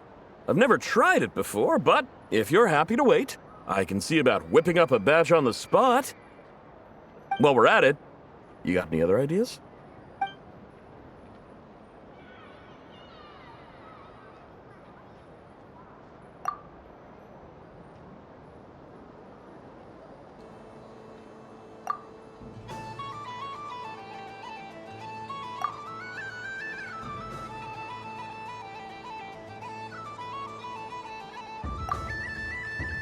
Here you go. Every flavor you asked for is in there. Thank you. Haha, I should be the one thanking you! You brought me a whole bunch of new business. It's like a genuine blessing from the Moon Goddess.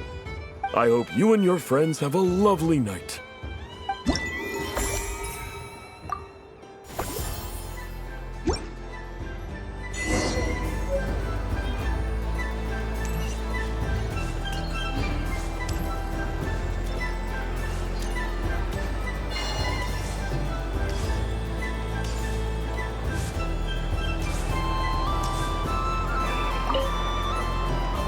Traveler. Hey there, Kalamina!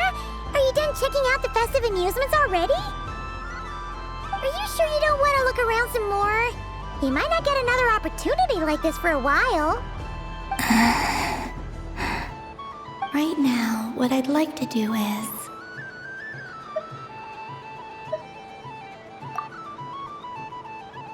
Oh! Candy for us? Thanks a bunch, Kalamina. Don't mind if we do. Whoa! This one's intense. But it's so tasty. What about you, Traveler? How does yours taste? Oh, sounds good. Paimon's drooling now. Are there any more Smetana candies in the box? Yes, I believe so. Okay, gotcha. Let's see.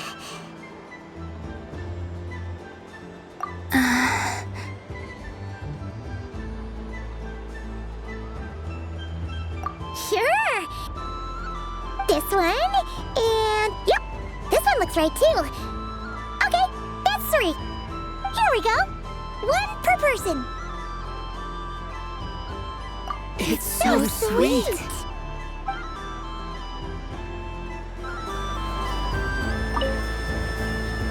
Traveler, Paimon. Columbina! Finished with the festival already? Really? You're sure you don't want to have a little more fun out there? Final answer. Yes, I am sure.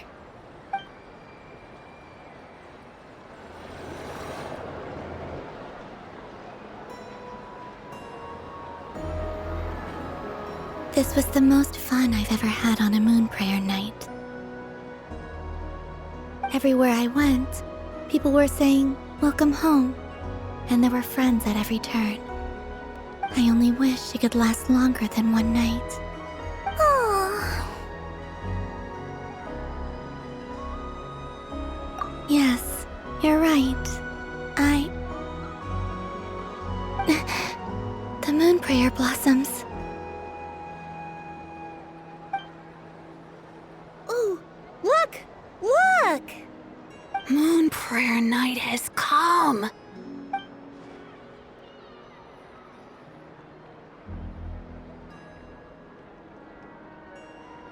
The moon. It's so beautiful. Happy Moon Prayer Night, dear. Happy Moon Prayer Night.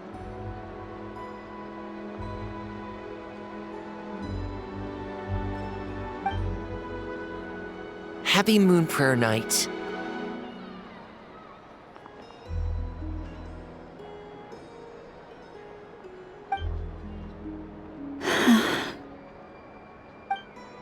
Aww. Huh.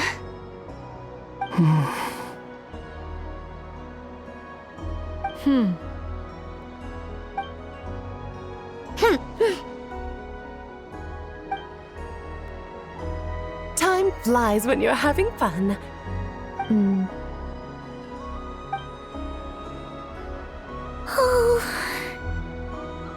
Looks like the time has come. Columbina. You're heading off then? Yes, to the ruins you mentioned. And from there, back home to the moon. Wait! I know? At least... Take one of our craft shop's crumb cookies up to the moon with you. You know, for a snack. Sure, why not? The Curatorium of Secrets believes in proper farewells. No story should be left without a satisfactory endnote. Never. Farewells are an important affair for the Ratniki, too. We never know when we might meet again. Haha! And here I thought grand farewells wouldn't suit tonight's mood. But I suppose friendly passion is not to be stopped, eh?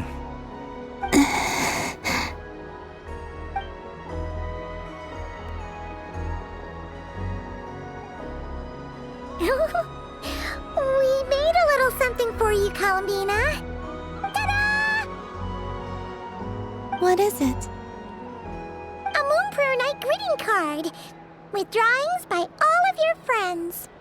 You did mention that you'd like a portrait done, so I took the liberty of creating one for you. I, meanwhile, did the portrait of Mr. Albedo, and Mr. Varka did the same for me. I mean, I think my work was pretty true to life, don't you think? The picture of Ashru was my doing. The two of you seem to get along rather well. Wait, was I the only one who did a full body picture? That's so embarrassing. I did pictures of me and Anefa. I did my own portrait and one for Hat Guy.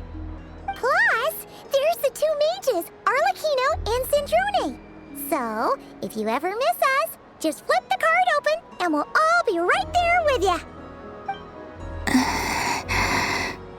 I don't know what to say. Thank you so much, everyone. This whole moon prayer night was more than I could have ever asked for.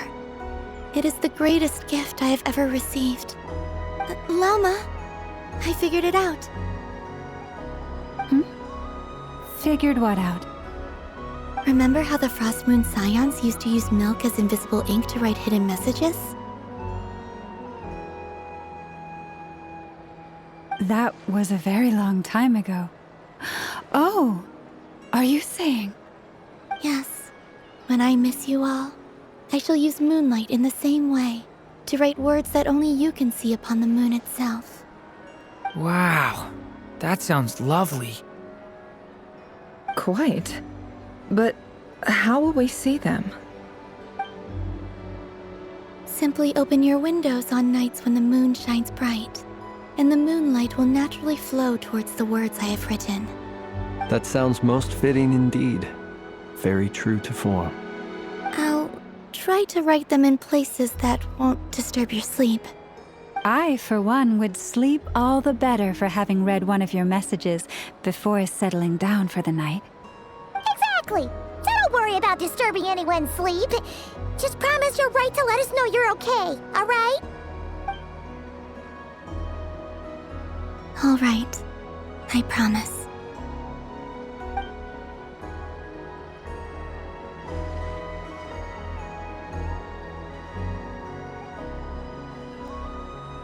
In that case, Columbina. I'm ready.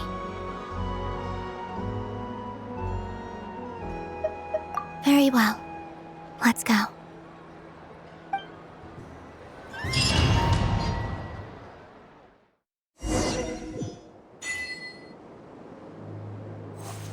In just a few moments, I will be gone.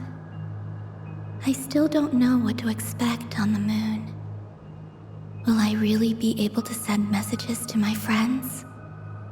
The Kuhenki, the animals of Nod-Krai. I'll never get to see them again. I wonder where I'll be when the next moon prayer night comes.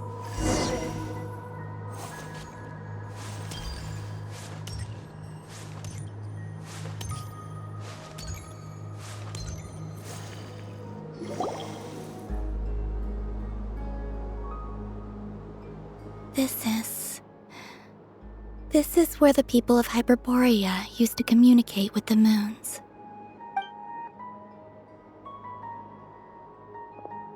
Eternal moon, frost moon, iridescent moon. When the power of all three converge, the gate to the moons shall open. Moon marrow preparations are complete. Only the final step remains. I'm sure Nasha Town is livelier than ever at this moment. Yeah, it's a shame you couldn't be there for it, but it's now or never, right? It's fine. I'm more than happy with this. My last piece of luggage. My only piece of luggage.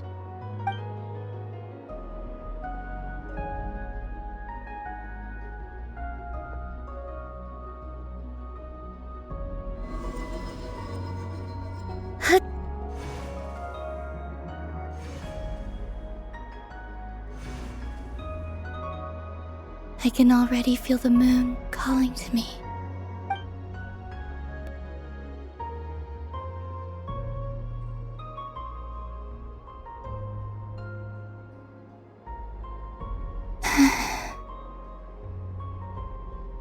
Your home lies on the far side of this light, Columbina.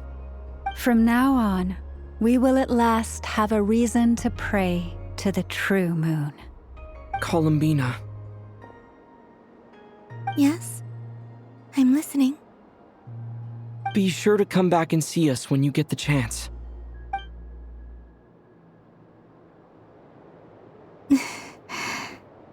Of course. But If that chance doesn't come, then remember that you have friends on this planet. People who will miss Columbina. Yes, I will. Thank you for everything you've done for me.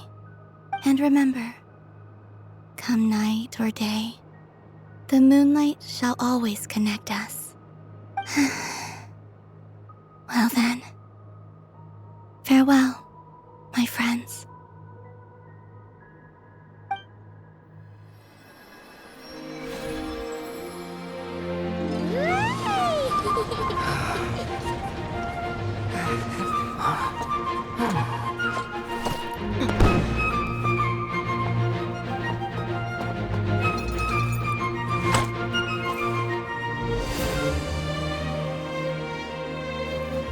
Thank you. This was my happiest night in Teyvat. Farewell, Columbina.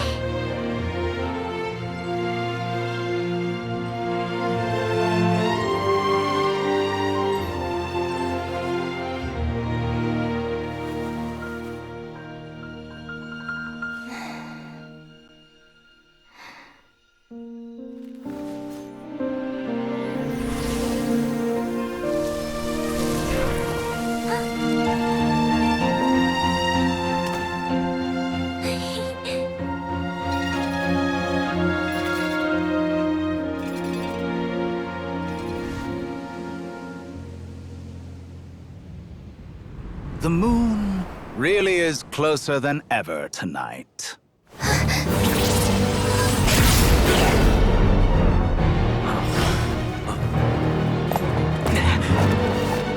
Columbina. All 3 moons in one place. Time for one final experiment. Reason, life, death, time, and space. They all believed I would fail.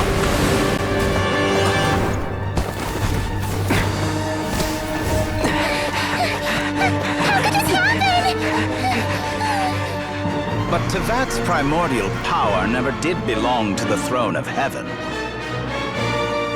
And now, they are mine.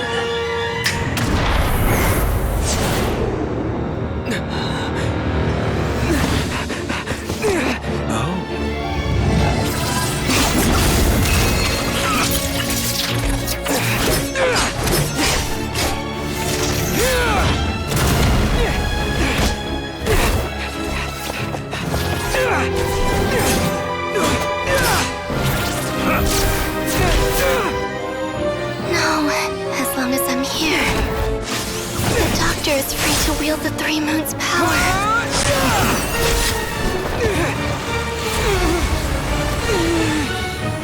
It's the only way.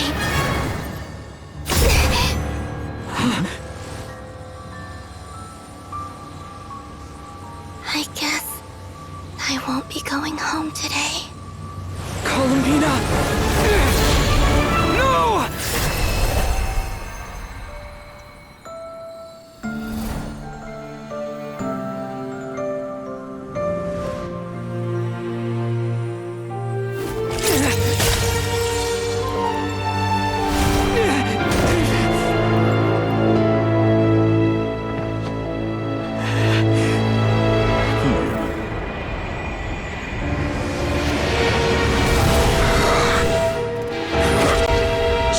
World, do not try to control me!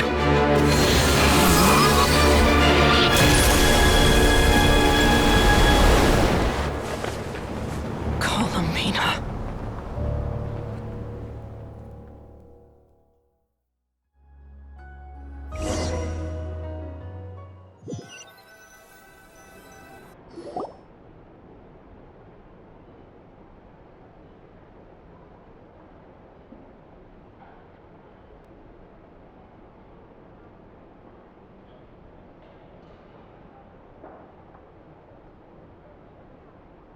Are you all right?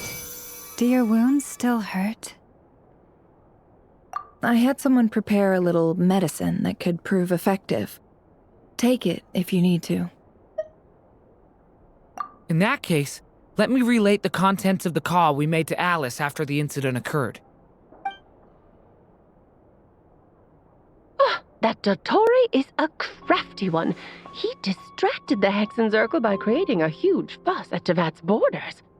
I'd assumed that the cause was an abyssal intrusion from the outside world, which in fairness is a rather common occurrence.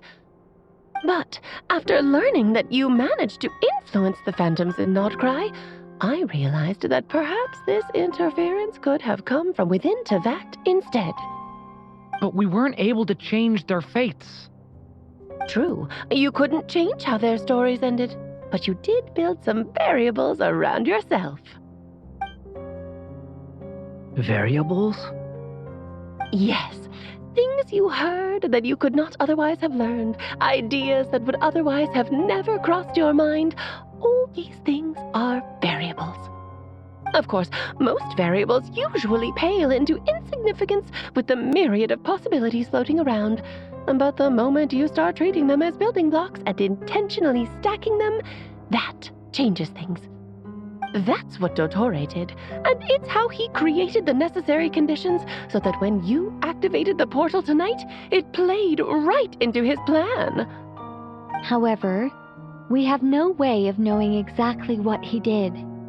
Yeah, we also need to ascertain Columbina's status. And that about sums it up. As I suspected, Dottore has disappeared completely. If it's any consolation, he wasn't able to control Columbina as he might have wished to. Oh no! What? She did what? All we saw was Dottore appeared and used some kind of power. The next thing we knew, he and Columbina were gone and you were falling into the sea.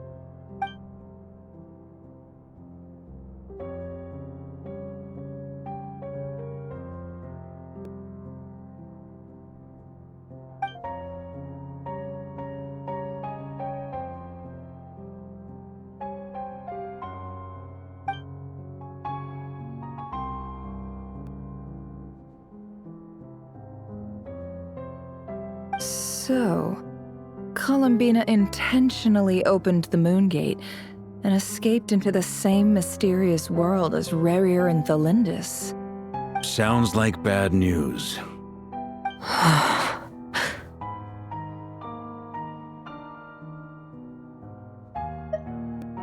Seen in that way, the trilunar syzygy and Rerir's emergence, Dottore might have been pulling the strings in both cases.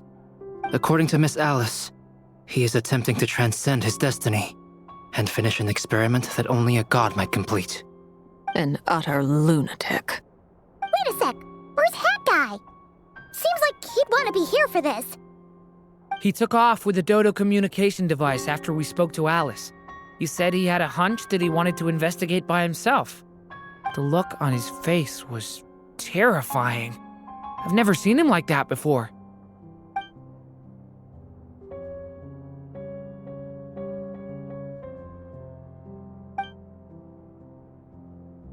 I'm back. Hat Guy! I went to look for the Hyperborean phantoms again.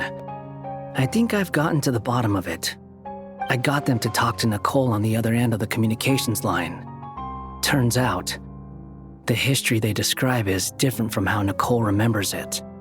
Really? But how? Surely Nicole can't have been wrong. Because the phantoms are the ones who were deceived. They speak of a savior who appeared in their history, one who never should have existed. This savior promised to create a new moon within the false sky, and even bring back their moon goddesses. Foolishly, they believed in him, and told him everything he wanted to know about the moons. It's obvious that this was Dottore's doing. Now you mention it, the first time we entered the Hyperborean ruins, we heard the phantoms discussing their history, and I remember Nicole commenting that something sounded a little strange. But Dottore shouldn't have been able to get in there in the first place. He didn't. Nicole said that this was an anomalous state triggered by disruptions in the causal connections between phantoms from the same era. The variables that Dottore put in place were substantial enough that they even affected phantoms that he never met. So it's not that their memories were unclear. They'd been tampered with. That's exactly the possibility Dottore was trying to manufacture. He turned these variables into knowledge and engineered the situation so all that knowledge would fall into his hands. Then, he harnessed that knowledge on Moon Prayer Night to truly create a false moon. How is that even possible? To be precise, he exploited a weakness in the way the spell works. The spell senses Kuvaki to detect the moon's location. So, as long as the false moon more strongly resembled a moon than the frost moon beyond the skies, the gate would teleport Columbina to the false moon's location. In other words, to Dottore's side. Once he had her under control, the teleportation spell remained active, and he manipulated her power to seize both moon marrows. At that moment, the moon marrows disappeared right before our eyes. It was already too late, even as we were leaving the ruins. By then, Dottore had already amassed the power of all 3 moons. So, where does that leave us? What do we do now? I'd certainly like to know what Her Majesty thinks, now that the concerns I expressed to her have come to pass. But we cannot simply sit and wait for her to decide the matter. And in any case, it is not the Fatui Harbinger Damselette who sees us as her friends, but rather Columbina Hyposelenia. If, even in such extreme circumstances, Her Majesty will not lift the prohibition on Harbingers drawing steel against one another, then I will do as my heart demands. I will fight as Peruware instead. Oh, Arlecchino! Time is short, so I'll make the first move.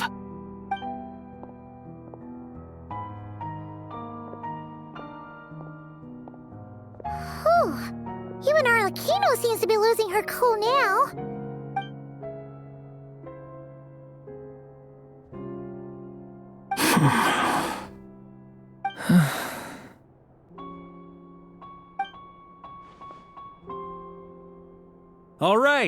All right. Lose those dejected looks for a moment and let me get a word in. It looks bad, I won't lie. Very bad, in fact. So Dottore's pulled some real dirty tricks to gain the upper hand. For now. And yeah, it's to the point where even the mages say that his variables have affected destiny. I'm not so sure, though. Many have told me that Tevat's destiny is fixed, and that does appear to be the case. Well, what makes Dottore so sure he'll be the exception? And since he was able to stack these variables up, who's to say we can't do the same? You of all people should not be discouraged, traveler from afar. This isn't over yet. And you're not alone in that. Everyone here does, whether they've spoken thus far or not. But none of us are the type to sit back and wait for the sun to shine again. That's exactly how a knight should roll. If they knock you down, you get back up and get back in it. Don't forget, Honorary Knight, you're a legitimate member of Mondstadt too. Mark is right. This is far from over. Dottore's already way overdue a butt-kicking given his past shenanigans. And after this, he's earned himself a double dose. That's what I'm talking about. How's everyone else feeling? I'll use Kuvaki to investigate Columbina's whereabouts. I am not ready to give up either. Leave the intel gathering to me. Whatever happens within Nod-Krai's borders, when the Curatorium of Secrets wants to be in the know, we always find a way. Ano and I will do all we can to support you. We will attempt to reverse engineer Dottore's actions and seek a breakthrough that way. Alice and Nicole are busy dealing with an emergency at Tevat's borders, so they can't return just yet. But they're both very angry about this. They've asked Albedo and me to act on the Hexen Circle's behalf and do everything in our power to fight back against Dottore. Are you ready then? We're going to have to conduct a lot of research, even in the early stages. I'll do my best. As for me, I'm pretty familiar with Dottore's way of doing things, so I can try to predict his next move. I'll help with your investigation.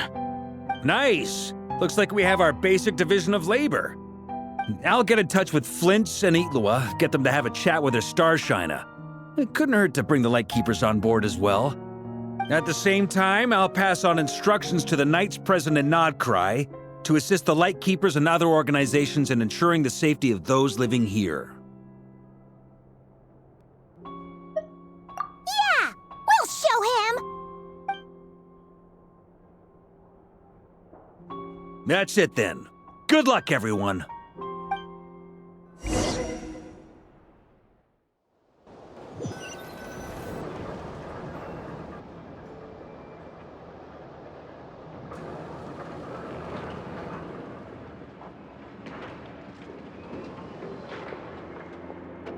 I never thought that Columbina would become my real name. It went from being a Fatui code name to something my friends call me. And remember, come night or day, the moonlight shall always connect us.